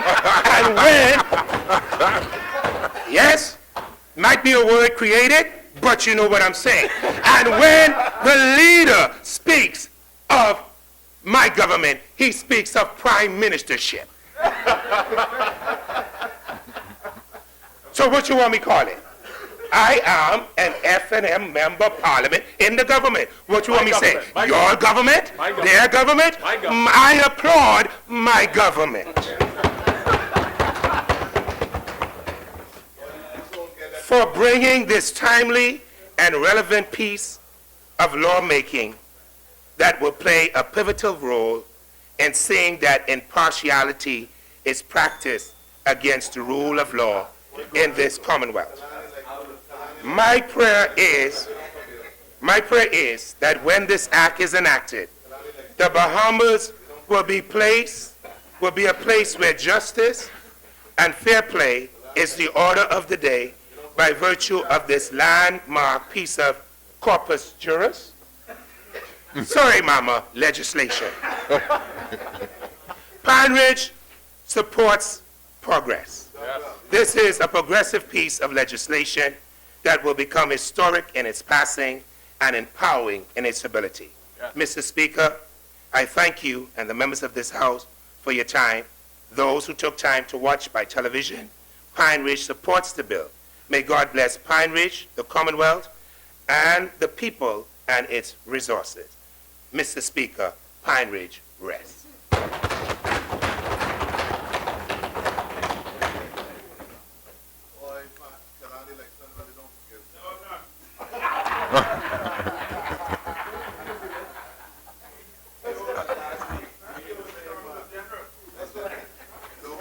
As many?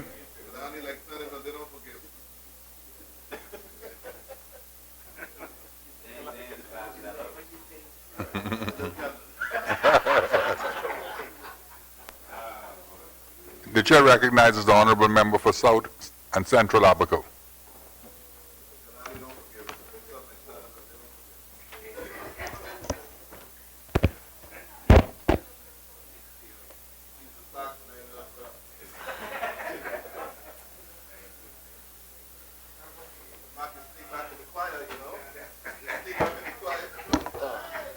That latches, right?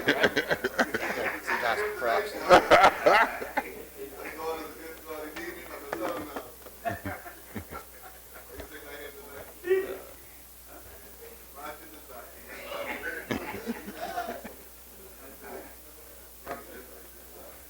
The chair recognizes the honourable member for Central and South Abaco.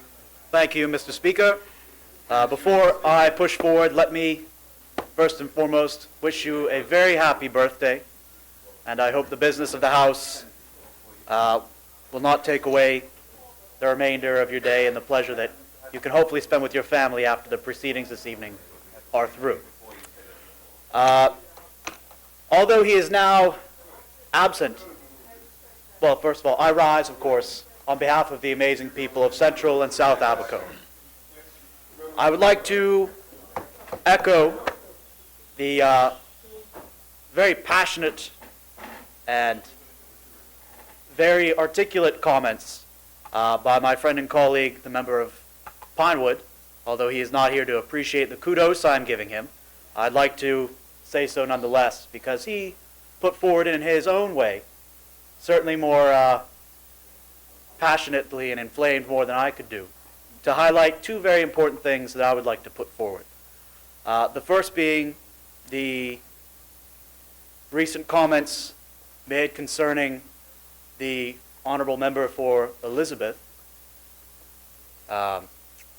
who, in a time where we know as a nation we are so short and in high demand of specialized skills, to offer up criticism that would seek to cut down or negate someone who is so generously offering such a service that is in high demand and able to be performed by so few practicing within our nation.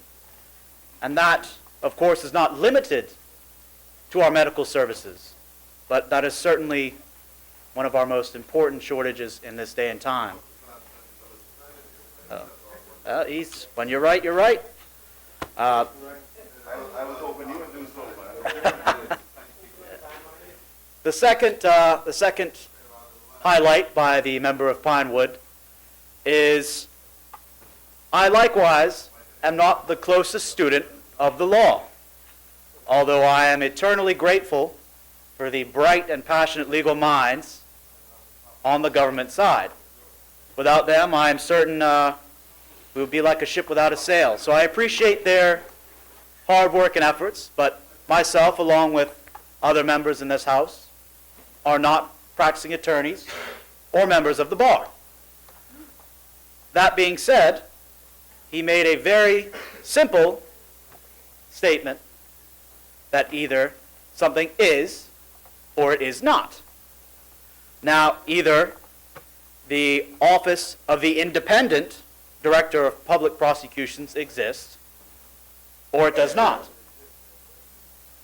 So now we have put this forward to make the Independent Director of Public Prosecutions, forgive me, Mr. Speaker, a functioning, real part of Bahamian law and our judiciary.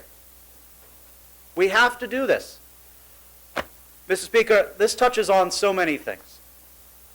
For many out in the general public and members of the side opposite, the question has recurringly came forward. Where is the roadmap? I believe someone said before in one of their earlier contributions, where is the grand plan? Where is the total strategy? Where is the comprehensive package we are putting forward or we are beginning to put forward?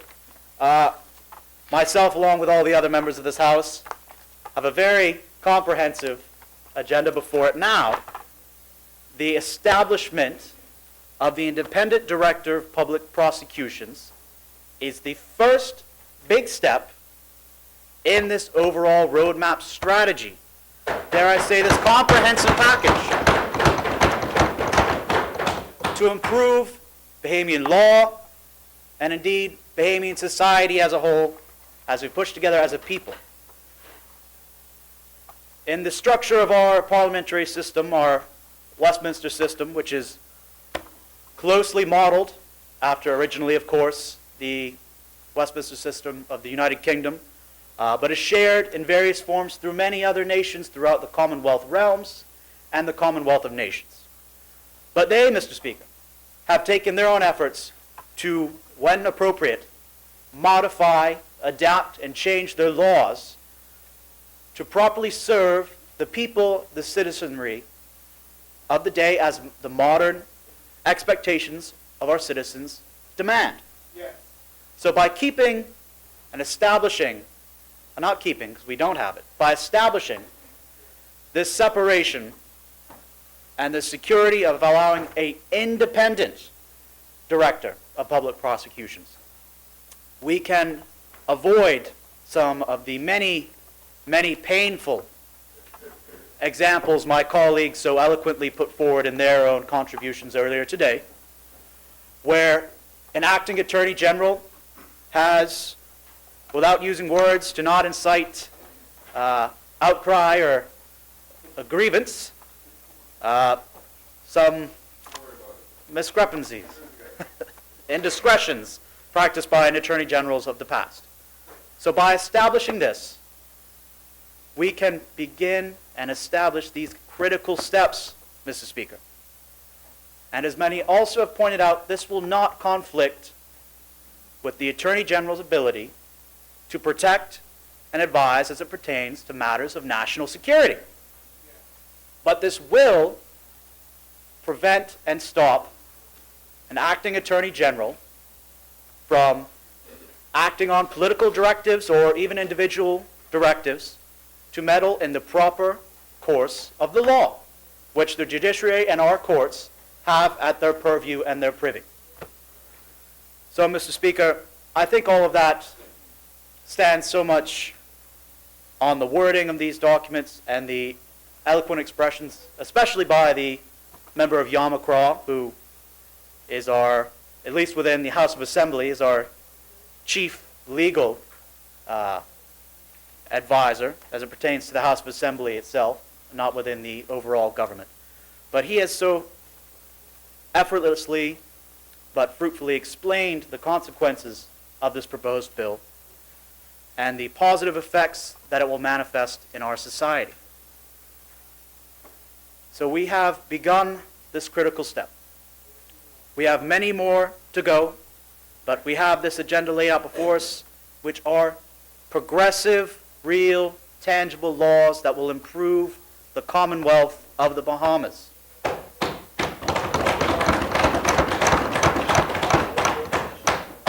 So, Mr. Speaker, I will not pretend to do a more in-depth attempt than my colleagues, but I simply want to say that I support these efforts. They have the full support of Central and South Abaco, and I look forward to not only the passing of this bill, but many others that will come that are equally progressive and will lay cornerstones for the days to come as it pertains to our legal system and the way we govern and the way we are responsible to our citizens. Mr. Speaker, may God bless you and all of those gathered here today, and the Commonwealth of the Bahamas. Central and South Abaco supports this bill. Thank you very much for your time.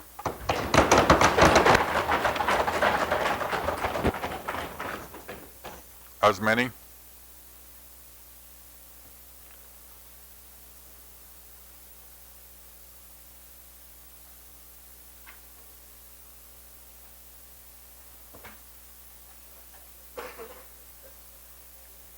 Thank you, The Mr. Speaker. the chair recognizes the honorable member for Bain and Grandstown.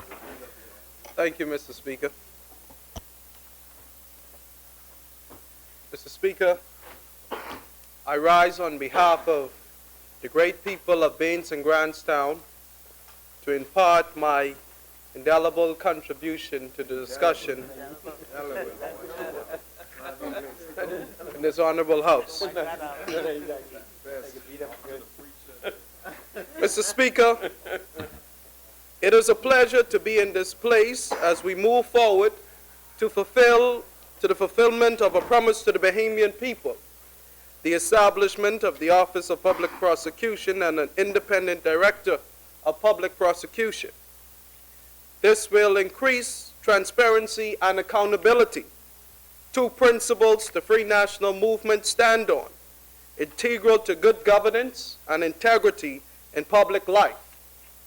The Free National Movement and the Bahamian people take anti-corruption very seriously, Mr. Speaker, and it is critical that we take steps to safeguard our country against deeds and misdeeds that serve personal interests while bringing disadvantage or direct harm to the Bahamas by impeding the proper functioning of the justice system. The Office of Public Prosecution is part of the administration's plan to stamp out systemic corruption, Mr. Speaker. Our commitment to good governance requires respect for the rule of law and implementation of measures to stop bribery in order to allow the justice system to work for all. The measure of this administration is working to put in place will restrict random use of power and ensure every person is subject to the law, whether or not they are lawmakers, enforcers, or policymakers themselves. Equality before the law and the quality of the legal system are components of the rule of law and critical to fulfilling the functioning of democracy. Constitutional provisions for impartial courts, effective independence of the judiciary, impartiality of the legal system, and confidence in the justice system are our responsibility. The legitimacy, perceived and real, is determined by the Bahamian people, Mr. Speaker. And our follow-through on election campaign promises to improve and where necessary, revamp systems and institutions will certainly garner support from constituents and increase confidence in this government's administration, the justice system, and those working within it. Mr. Speaker, crime has long been an issue weighing heavily on the minds of the Bahamian people. Daily newspaper headlines are consistent reminders of the pervasive social issues we face in our society today. And this administration recognizes the importance of addressing crime through the use of technology, more efficient enforcement, and system changes. Deterrence is an important part of the response to crime, Mr. Speaker, and it depends heavily on the judicial system. We must now eliminate loopholes, favors, and every saving grace criminals known and unknown cling to when charges are brought against them, Mr. Speaker. No member of Parliament or cabinet minister should be able to make a phone call for the release of a person or to have a case dropped. Special favors are, without a doubt, part of the reason we find ourselves in this situation, Mr. Speaker.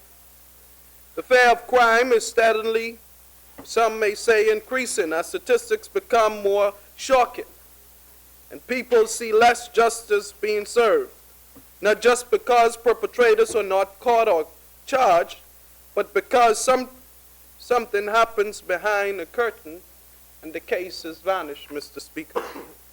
This must stop. We are here to represent all Bahamians, not just the people who voted for us or promised to vote for us next time, known generations of families, or are somehow owed a favor, Mr. Speaker. We need to remove ourselves from the situation where there's even the impression of indecency. No one among us should have the oversight of criminal proceedings, Mr. Speaker. It must be independent for the sake of efficiency, actual and perceived integrity. Just a moment, honorable member. Sergeant at Arms, I hear a lot of noise in the back. Can you deal with that for me? Honorable member, you may continue. Thank you, Mr. Speaker. And the strengthening of democracy through the attention to the principles of the rule of law. Mr. Speaker, given full responsibility legally and constitutionally to the Director of Public Prosecution, will give Bahamians confidence that members of Parliament and cabinet ministers are far removed from the process, not interfering with proceedings regarding criminal matters. If we are to increase public confidence in the judicial system, it is incumbent upon us, Mr. Speaker, to support this bill. We, as representatives of the Bahamian people, must be willing to see with their eyes, understand the skepticism and mistrust, and focus less on excuses for ourselves and more on getting to the roots of the issues. Mr. Speaker, during the last administration, the position and power of Attorney General was publicly discussed on numerous occasions, Mr. Speaker. And as stated by Professor John Adams in the Attorney General Politics and Public Interest, it is the strength of character, personal integrity, and depth of commitment to the principles of independence and impartial representation of the public interest on the part of the holders of the office of Attorney General, which is the supreme importance. Simply put, Mr. Speaker, it is on the Attorney General to act appropriately, without bias, personal interest, or ulterior motives. And this is undeniable, an undeniable issue, particularly when the Attorney General is a member of Parliament, part of a cabinet, and tied to a political party. How then can the Attorney General be expected to function without bias, forgetting the other roles that must be fulfilled? We need to strengthen our system so it protects the interests of all Bahamians, Mr. Speaker, not allowing individuals to manipulate the system for their benefit or the benefit of few. Not only must we safeguard against the use of political power for favors for constituents, but for those serving in Parliament and Cabinet. There must be a nonpartisan person to bring charges, for example, against those required to disclose assets under the Public Disclosure Act and failure to do so, Mr. Speaker. Has any Attorney General ever brought charges against a member of their own party? Is that expected? How would the party leader respond? Rather than venturing down such a rabbit hole, Mr. Speaker, or continuing to complain about issues of political power and a convoluted nature of law and its enforcement, we are now making changes necessary for a healthier, stronger democracy. We are addressing crime by increasing deterrence and moving toward a better system, Mr. Speaker. Mr. Speaker, the Director of Public Prosecution must be nonpartisan. In order for the duties to be carried out with integrity, there must be no conflict of interest, Mr. Speaker. The system must be transformed to separate and protect its functions from partisan interference. The independence of the Office of Public Prosecution, free from direction or control of any other person or authority, Mr. Speaker, is key to the proper function of the justice system. With this move, we will join the likes of Caribbean countries, including Jamaica and Trinidad and Tobago, Guyana and St. Lucia, who have separated the Director of Public Prosecution from the Attorney General, allowing the office to function independently with full responsibility for prosecution. In Bermuda, Dominica, and St. Lucia, the Director of Public Prosecution is a public office, and the Attorney General can be appointed as a public or political office. Only when appointed as a public office can the Attorney General perform the role of the Director of Public Prosecution and control criminal proceedings. Here we see the attention of these countries have given to the intentional separation of political office and the recognition of its importance. A well-known example, Mr. Speaker, of the Office of Public Prosecution at work is the 1987 charge under the Integrity in Public Life Act against the then Prime Minister of Trinidad and Tobago, Basilio Pandey, for failure to declare contents of a bank account in London while in office. An Attorney General under the appointment of the Prime Minister would not have been likely to take such action, Mr. Speaker, but the Director of Public Prosecution was independent. It is imperative that we make the necessary amendments to Article 78, which speaks to the functions of the Attorney General, and will now recognize the Director of Public Prosecution as a public office to be held by a person qualified for the appointment as a Chief Justice of a Supreme Court. In drafting this bill, Mr. Speaker, we have given attention to issues that have been raised before regarding other public officers, Mr. Speaker. And as such, appointment is for a 5-year period with a maximum of 2 5-year periods being served by any one person, with no one serving beyond the age of 68.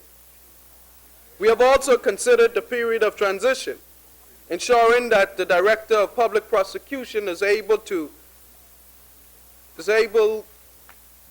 begin fully functioning in the post, taking over criminal proceedings from the Attorney General at once.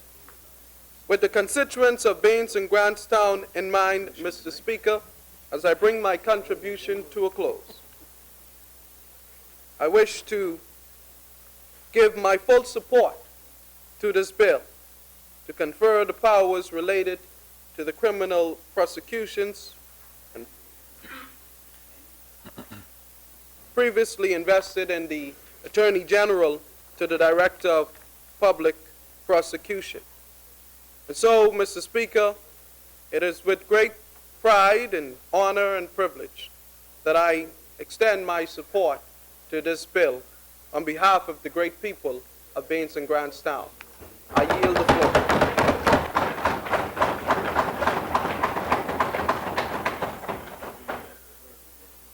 As many?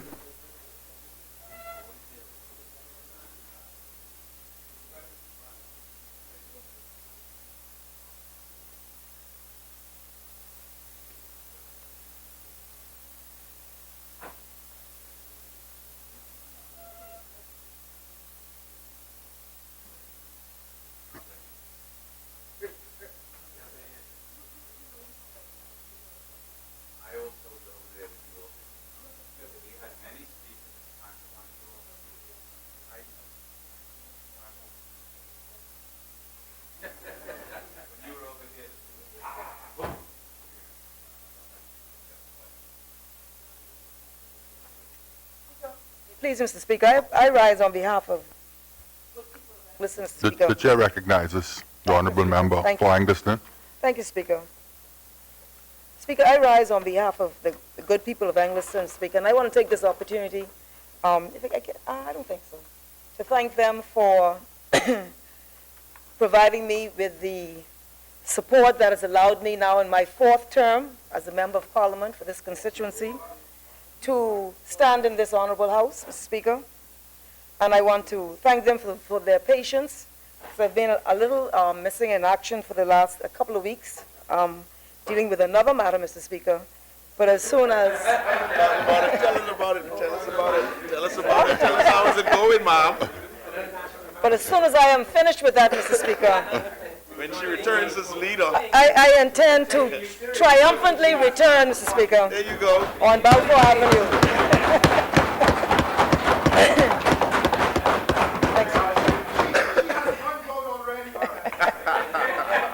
Speaker, I'm concerned, the opposition is, the government is clapping for that. I don't know what that means. That causes me a little bit of concern there. But anyhow, it's a new day. And we will uproot the status quo, Mr. Speaker. We will do that.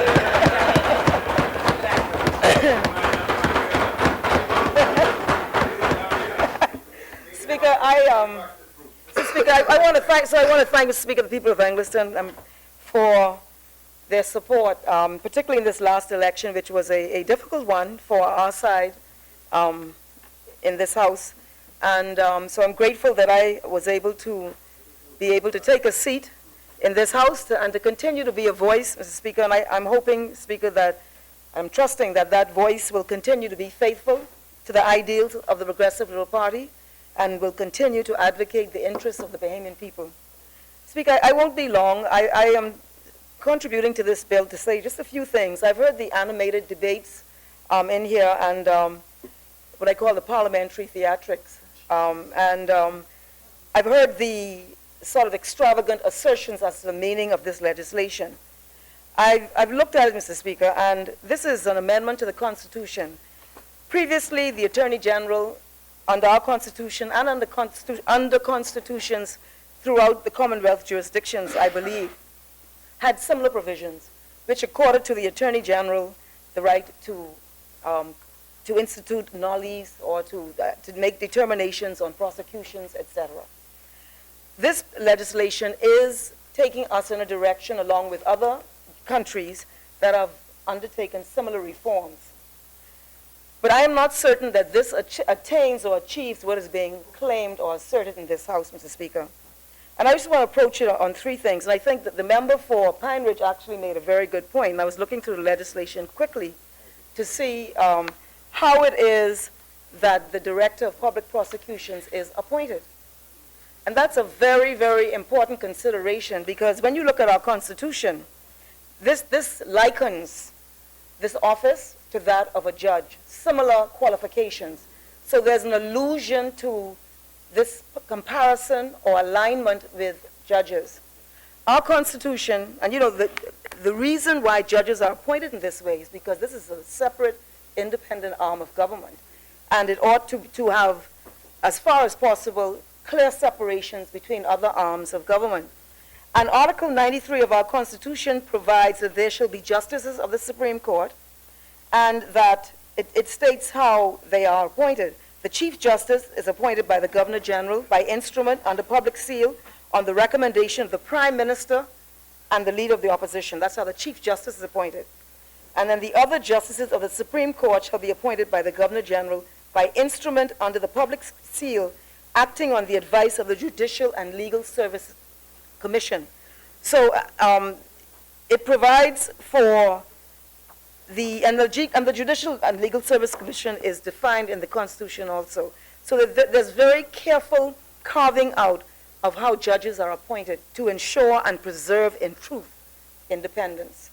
Now, I'm looking at this legislation, I don't see, the only thing I see is how, as was pointed out, how this director is removed.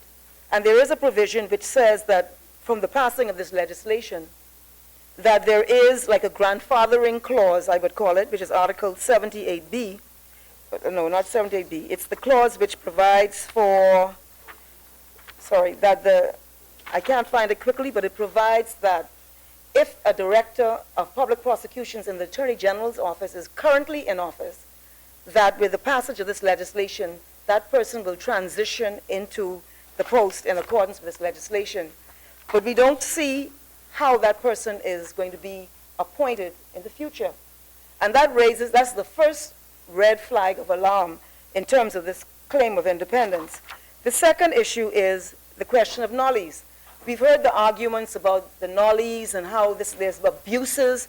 I think my friend here from South Andros and Mangrove Keys spoke about one that went back how many years? 30 years. About 30 years. And then we've heard more recent cases or allusions in this House.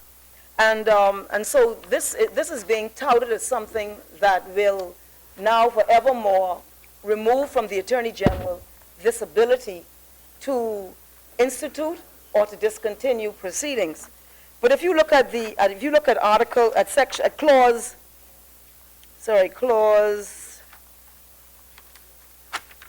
3, subsection 3, it says, and this is in the face of all of these assertions about this independence of Attorney General, the Attorney General may, in any case involving considerations of public policy, which is a huge description, public policy, national security, that's another huge description, or the international obligations of the Bahamas, give general or specific directions to the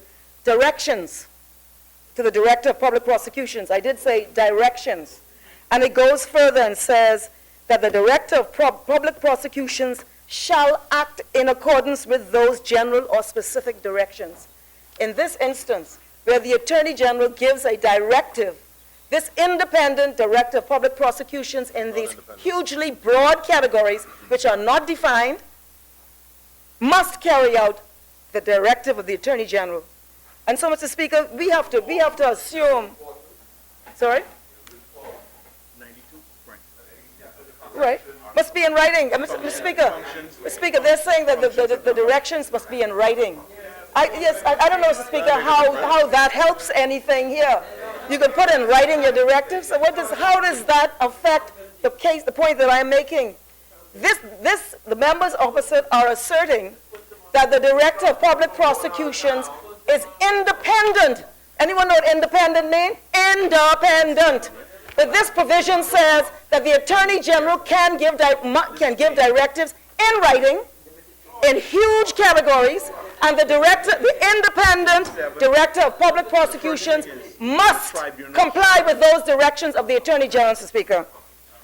So, Mr. Speaker, these assertions that are being made in this Parliament about independence, etc., and I think the member for Cat Island, Rumkey, and San Salvador brought instances. There are cases in the region that have similar legislation, but they did more to attain the independence that we claim in here. Jamaica is one. Trinidad is one. Let's be honest with the Bahamian people. You are coming in here, the government is coming in here, Mr. Speaker, and claiming that they're doing something that creates independence, but they have reserved to themselves, or to any government, a continuing right to continue to control in instances selected in huge categories what that independent director does.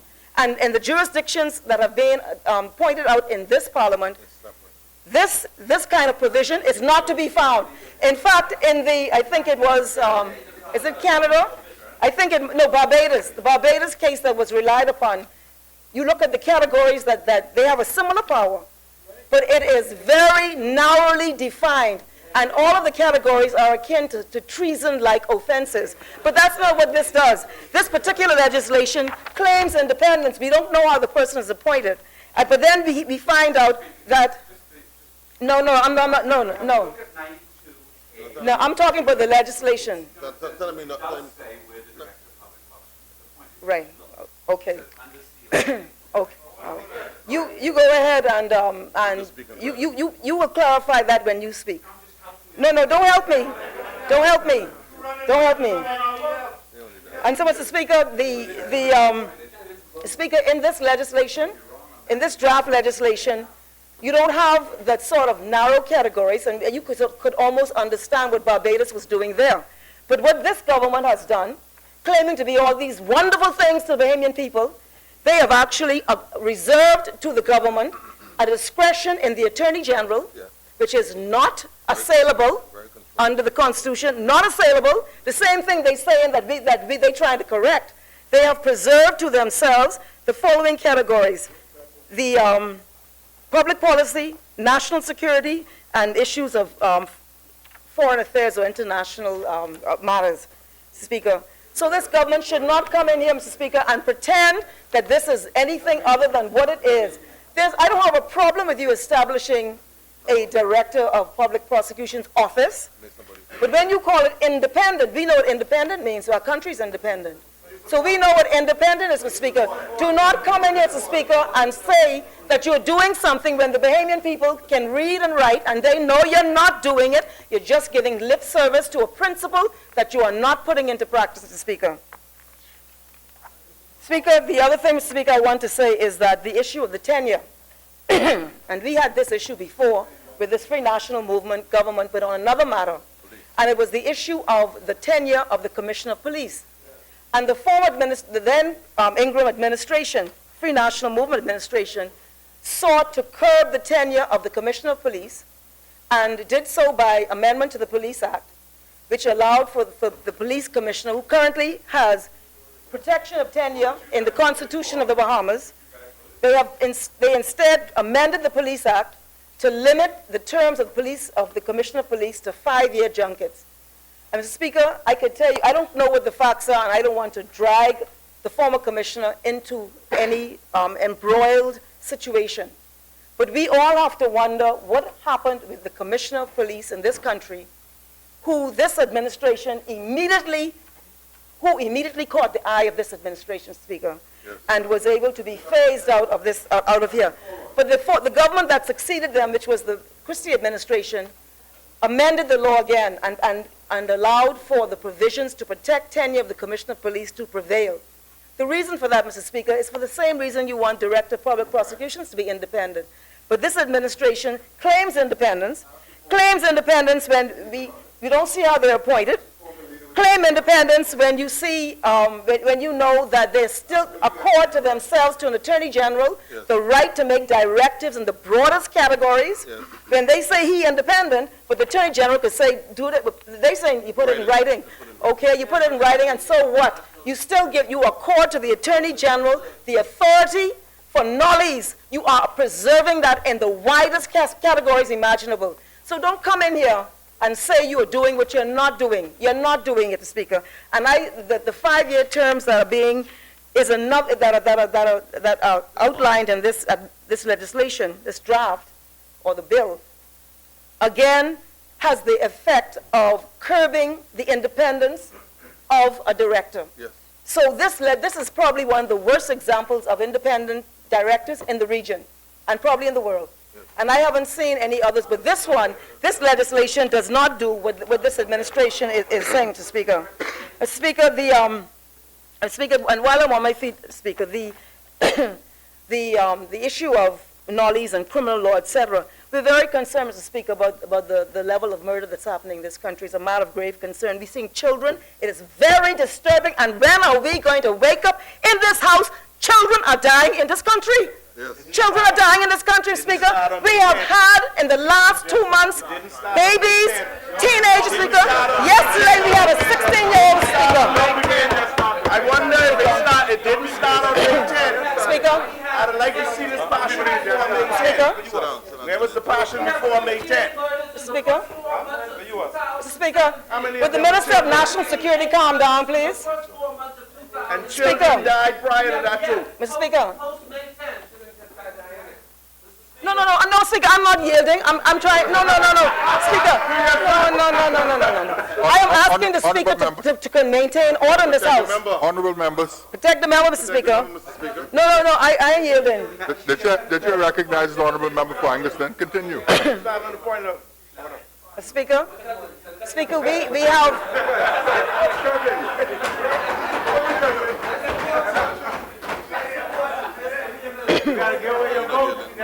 No.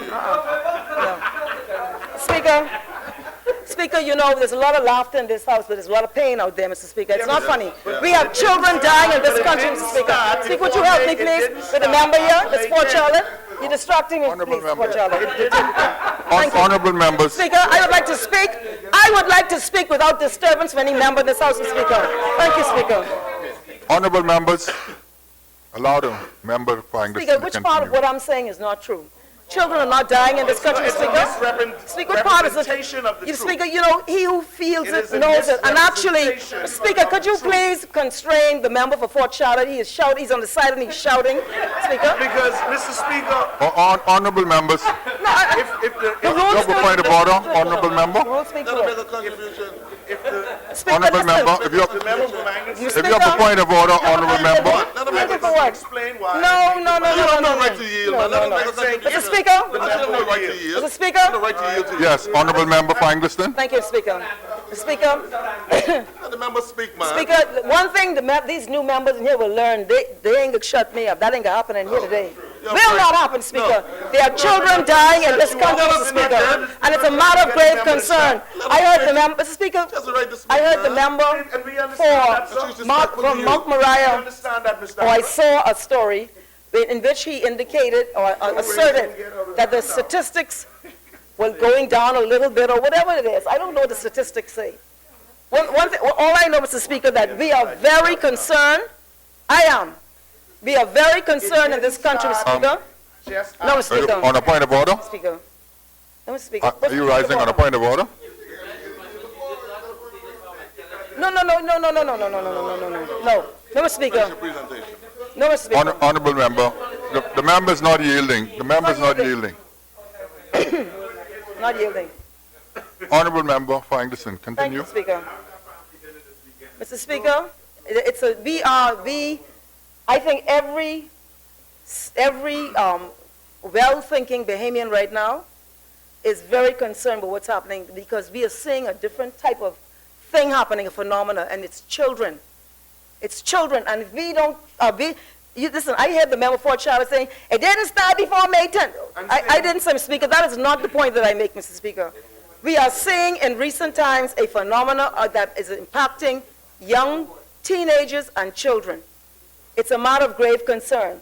I am asking, Mr. Speaker, that we have to, I have issued at least 2 or 3 statements. I'm the shadow minister, and I'm the member for Angleton, so I have the right to speak. And Mr. Speaker, I have issued at least 2 or 3 statements to sit with the government, we've offered ourselves to sit with them, to see how we can get to the bottom of this plague that's affecting our country, Mr. Speaker. And the member, Mr. Speaker, the member has not, Speaker.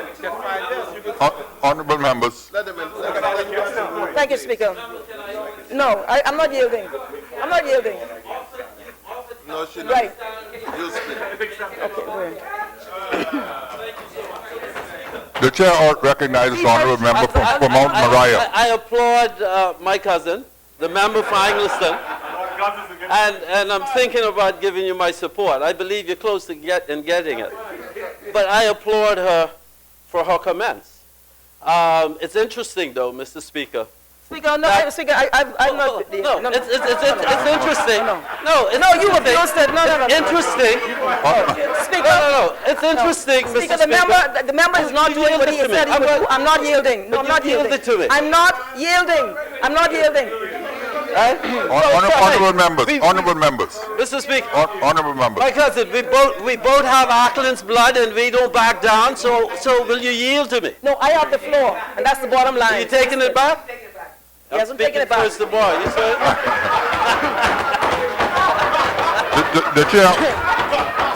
The chair recognizes the honorable member for Angleton. Honorable members, Speaker, you know, please allow the member for Angleton to proceed. Speaker, you know, I heard the facetious comments of the Minister of National Security. I personally, I do not, Mr. Speaker, I'm very serious about the intervention I'm making on this matter. And I don't see there it's a matter for any laughter because there are a lot of hurting people in this country right now, mothers. And I think we have a situation happening in this country where children are being targeted. And it's a major, and from my understanding, it appears to be a new twist in how violence is unfolding on our streets. I'm very concerned about it, Mr. Speaker. And Mr. Speaker, I offer to the Minister of National Security the support of the opposition and in myself as the shadow minister to meet with them and to do all that we can to assist them. And let me tell you something now, Mr. St. Anne's. You were over here. Don't tell me there ain't be no government no more. Don't you ever get too excited like that. Don't get too excited like that. Don't get excited. Speaker, what you gonna do? Oh. She getting that from St. Andrews. She getting that from Speaker, St. Andrews. one thing the member for St. Anne's will learn, Speaker. Honorable One thing members. the member of St. Anne's will learn, and he should know it by now because he's been here, and he's seen the back and forth in this thing. Do not get too intoxicated over there because it's the politics. The Bahamian people they're very, very particular when they make a voice. Yes, they kicked us out. Yes, they kicked us out and went for whatever the reasons are. But I understand it a little better than some. Don't get too excited, man. Do your job without getting too excited, Speaker. You need to take your vote back, Mr. Speaker. Speaker, the other matter that I'm concerned, Mr. Speaker, is that I'm told that, and the Minister of Transport is here, and that there is I'm sure maybe I want to find an intervention, but I don't want to be said that I'm not able to make it when the time comes. But there is a vessel in Long Island apparently carrying goods that ran aground, and you did? Okay. Right. So, Mr. Speaker, I'm wondering whether I did not hear it, and I'm wondering, and if I will put it on the record that we have to be very careful to protect the environment in terms of the oil emissions. It's a difficult issue, and I've sat in his shoes in his seat before, and I understand the issues. I know the pressures that he's under, but it's a very serious issue. It can affect the fisheries of the area and the environment in general, and so. And we are members of international agencies. I don't know the nature of or extent of it, but I just want to speak because I'm told the people of Long Island, the members here, are very concerned about it. And I think the member for Long Island has been keeping updates on social media on the matter, but it's a matter that Long Islanders are very concerned about. So, Mr. Speaker, just to recap, this legislation does not do what the government claims it does. It's another example that we have seen throughout the last almost 6 months of this administration. They say one thing and they mean another thing. And they've backtracked, flip-flopped, created distractions and deflections. And the truth is this legislation does not do what is being claimed. We've seen examples of legislation in the region and globally in the Commonwealth where there's been a genuine attempt to create the independence of the Director of Public Prosecutions. This does not do that. This is a hybrid piece of legislation that is surrounded by propaganda, but it does not do what is being suggested.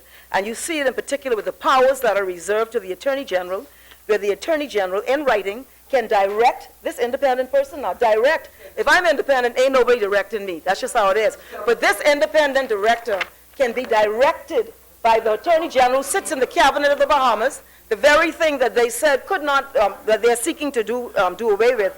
And the powers that, and the areas that the Attorney General, the powers that the Attorney General has are very, very broad. And you look at, Mr. Speaker, at the specific directions, and it's on issues of public policy, not defined, national security, not defined, and it's straightforward. No, nothing is straightforward. If it's straightforward, yes. No, it's not. It's not.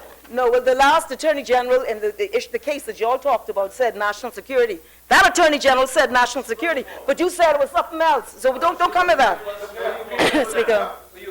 And so, Mr. Speaker, Speaker, national security, and they're getting upset, but that's okay, Speaker, the Bahamian people can hear. The Bahamian people can hear that this is not doing what they claim it does. This is this you call a fake bill from a fake government with some more fake news, Speaker. Speaker, fake news, fake news. Well, where's the one from the PLP? I'm a Speaker. Where's the PLP's legislation? Speaker. Where's the PLP's legislation? Listen, man, Mr. Diageo, Mr. Freetown. Come now, Freetown. I'm not like you. You love the media. I'm not like you. You always in the newspapers. I'm well known to the Bahamian people. You like the limelight. You like the limelight, Speaker. You like the limelight. Speaker, I want to go to these categories Honorable again. member. Speaker. Thank you so much for yielding. Mr. Speaker, I don't think it should be just left out there in the ether, that the member has just said that the government that sits on this side is a fake government. Now, we know that based on the election returns, based on the fact that the Governor General has appointed the Prime Minister, appointed ministers, the fact that we have come in here and sworn an oath, this is a government of the people, for the people, and by the people, and the members should be made to retract that statement. Speaker. Mr. Speaker, that statement should be expunged from the record. No, it's not of that government. Honorable member. Mr. Speaker, can I answer, Mr. Speaker? May I answer, Mr. Speaker? May I answer? Speaker, may I answer? Honorable member. May I respond, Mr. Speaker?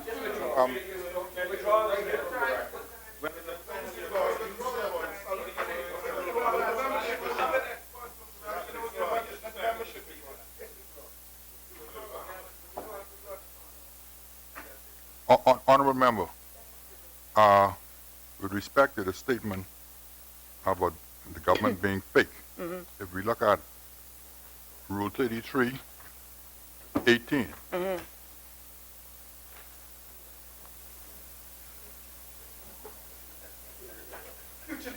I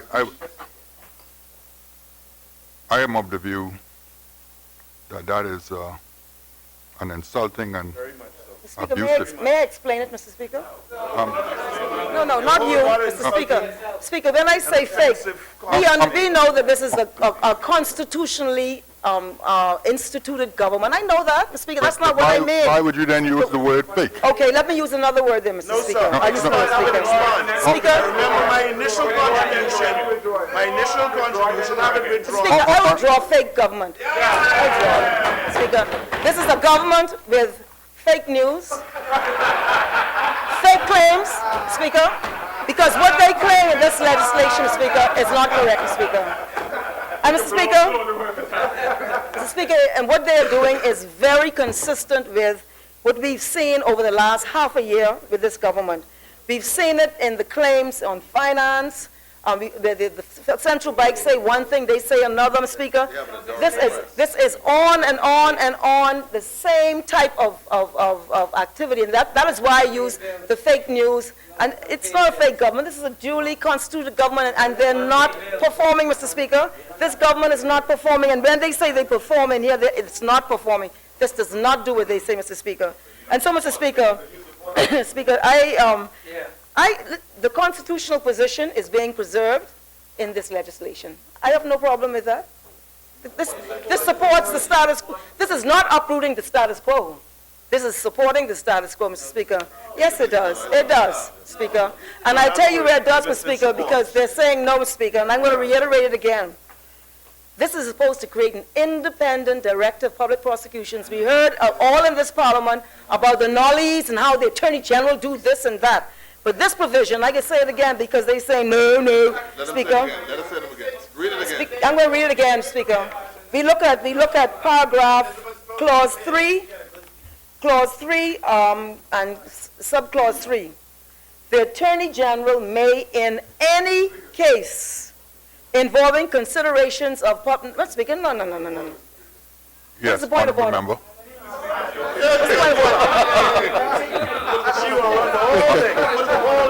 Mr. Speaker, I had anticipated that the member for Angleson was done, and so I was going to let her finish. But she made a statement just a few minutes ago about fake news, and she made some reference to the central bank and the numbers that the Minister of Finance would have presented with respect to the deficit. Mr. Speaker, with respect, I would ask her to withdraw that, unless she can somehow come to this House and show evidence that this Minister of Finance misled this House or told an untruth. And if she can't do that, Mr. Speaker, then I think she should do the honorable thing and withdraw that statement. Mr. Speaker, let me say it like this, Speaker. Speaker, I will withdraw it and say it like this, so the member does not become offended in that way, Speaker. That the Minister of Finance has made reports to this Parliament that have been cast in a different light from by the central bank. Is that?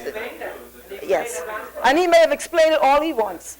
But at the end of the day, Mr. Speaker, the Bahamian people are very concerned that you have this kind of dissonance that's happening. I don't remember it happening before the Ministry of Finance, Mr. Speaker.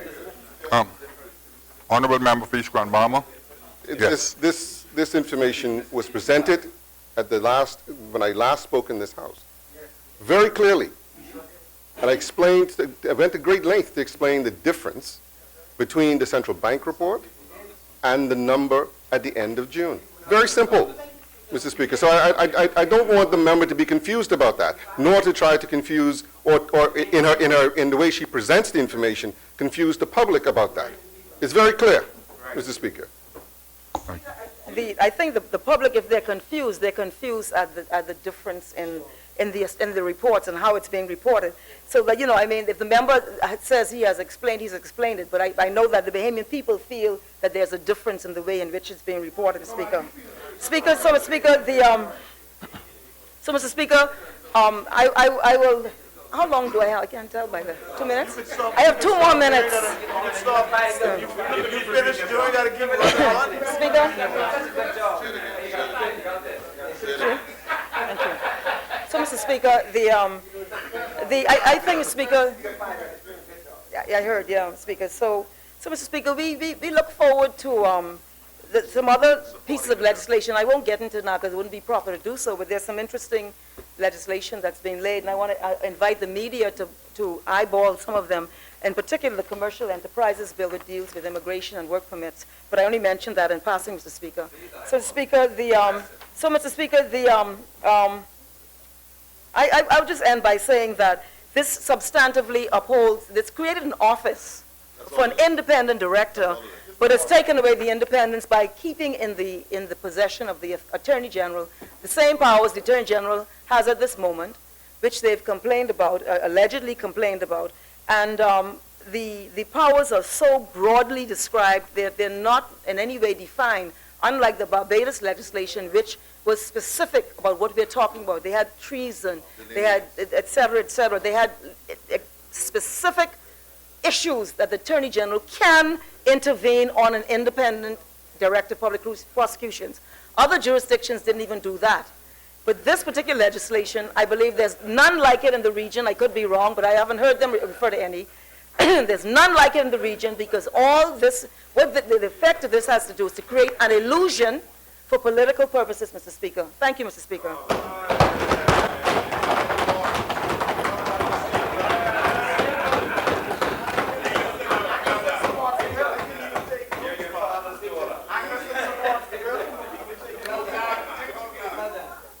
As many?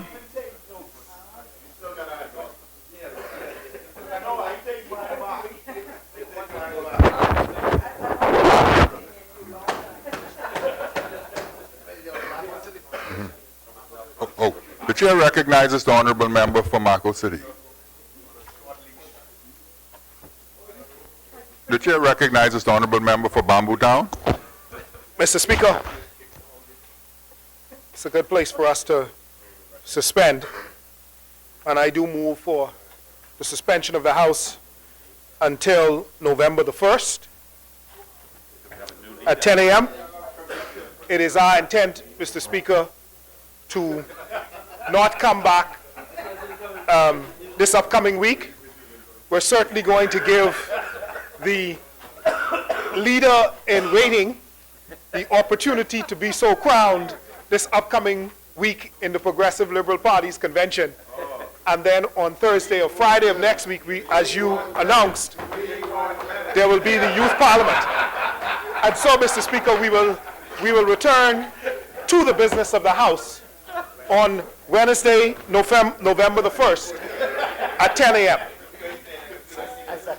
It's second. It has been moved and second that the business of the House do suspend until Wednesday, the 1st of November 2017 at 10 a.m. As many as are in favor will remain seated. Those who oppose will rise. The business of the House stands suspended until Wednesday, the 1st of November at 10 a.m.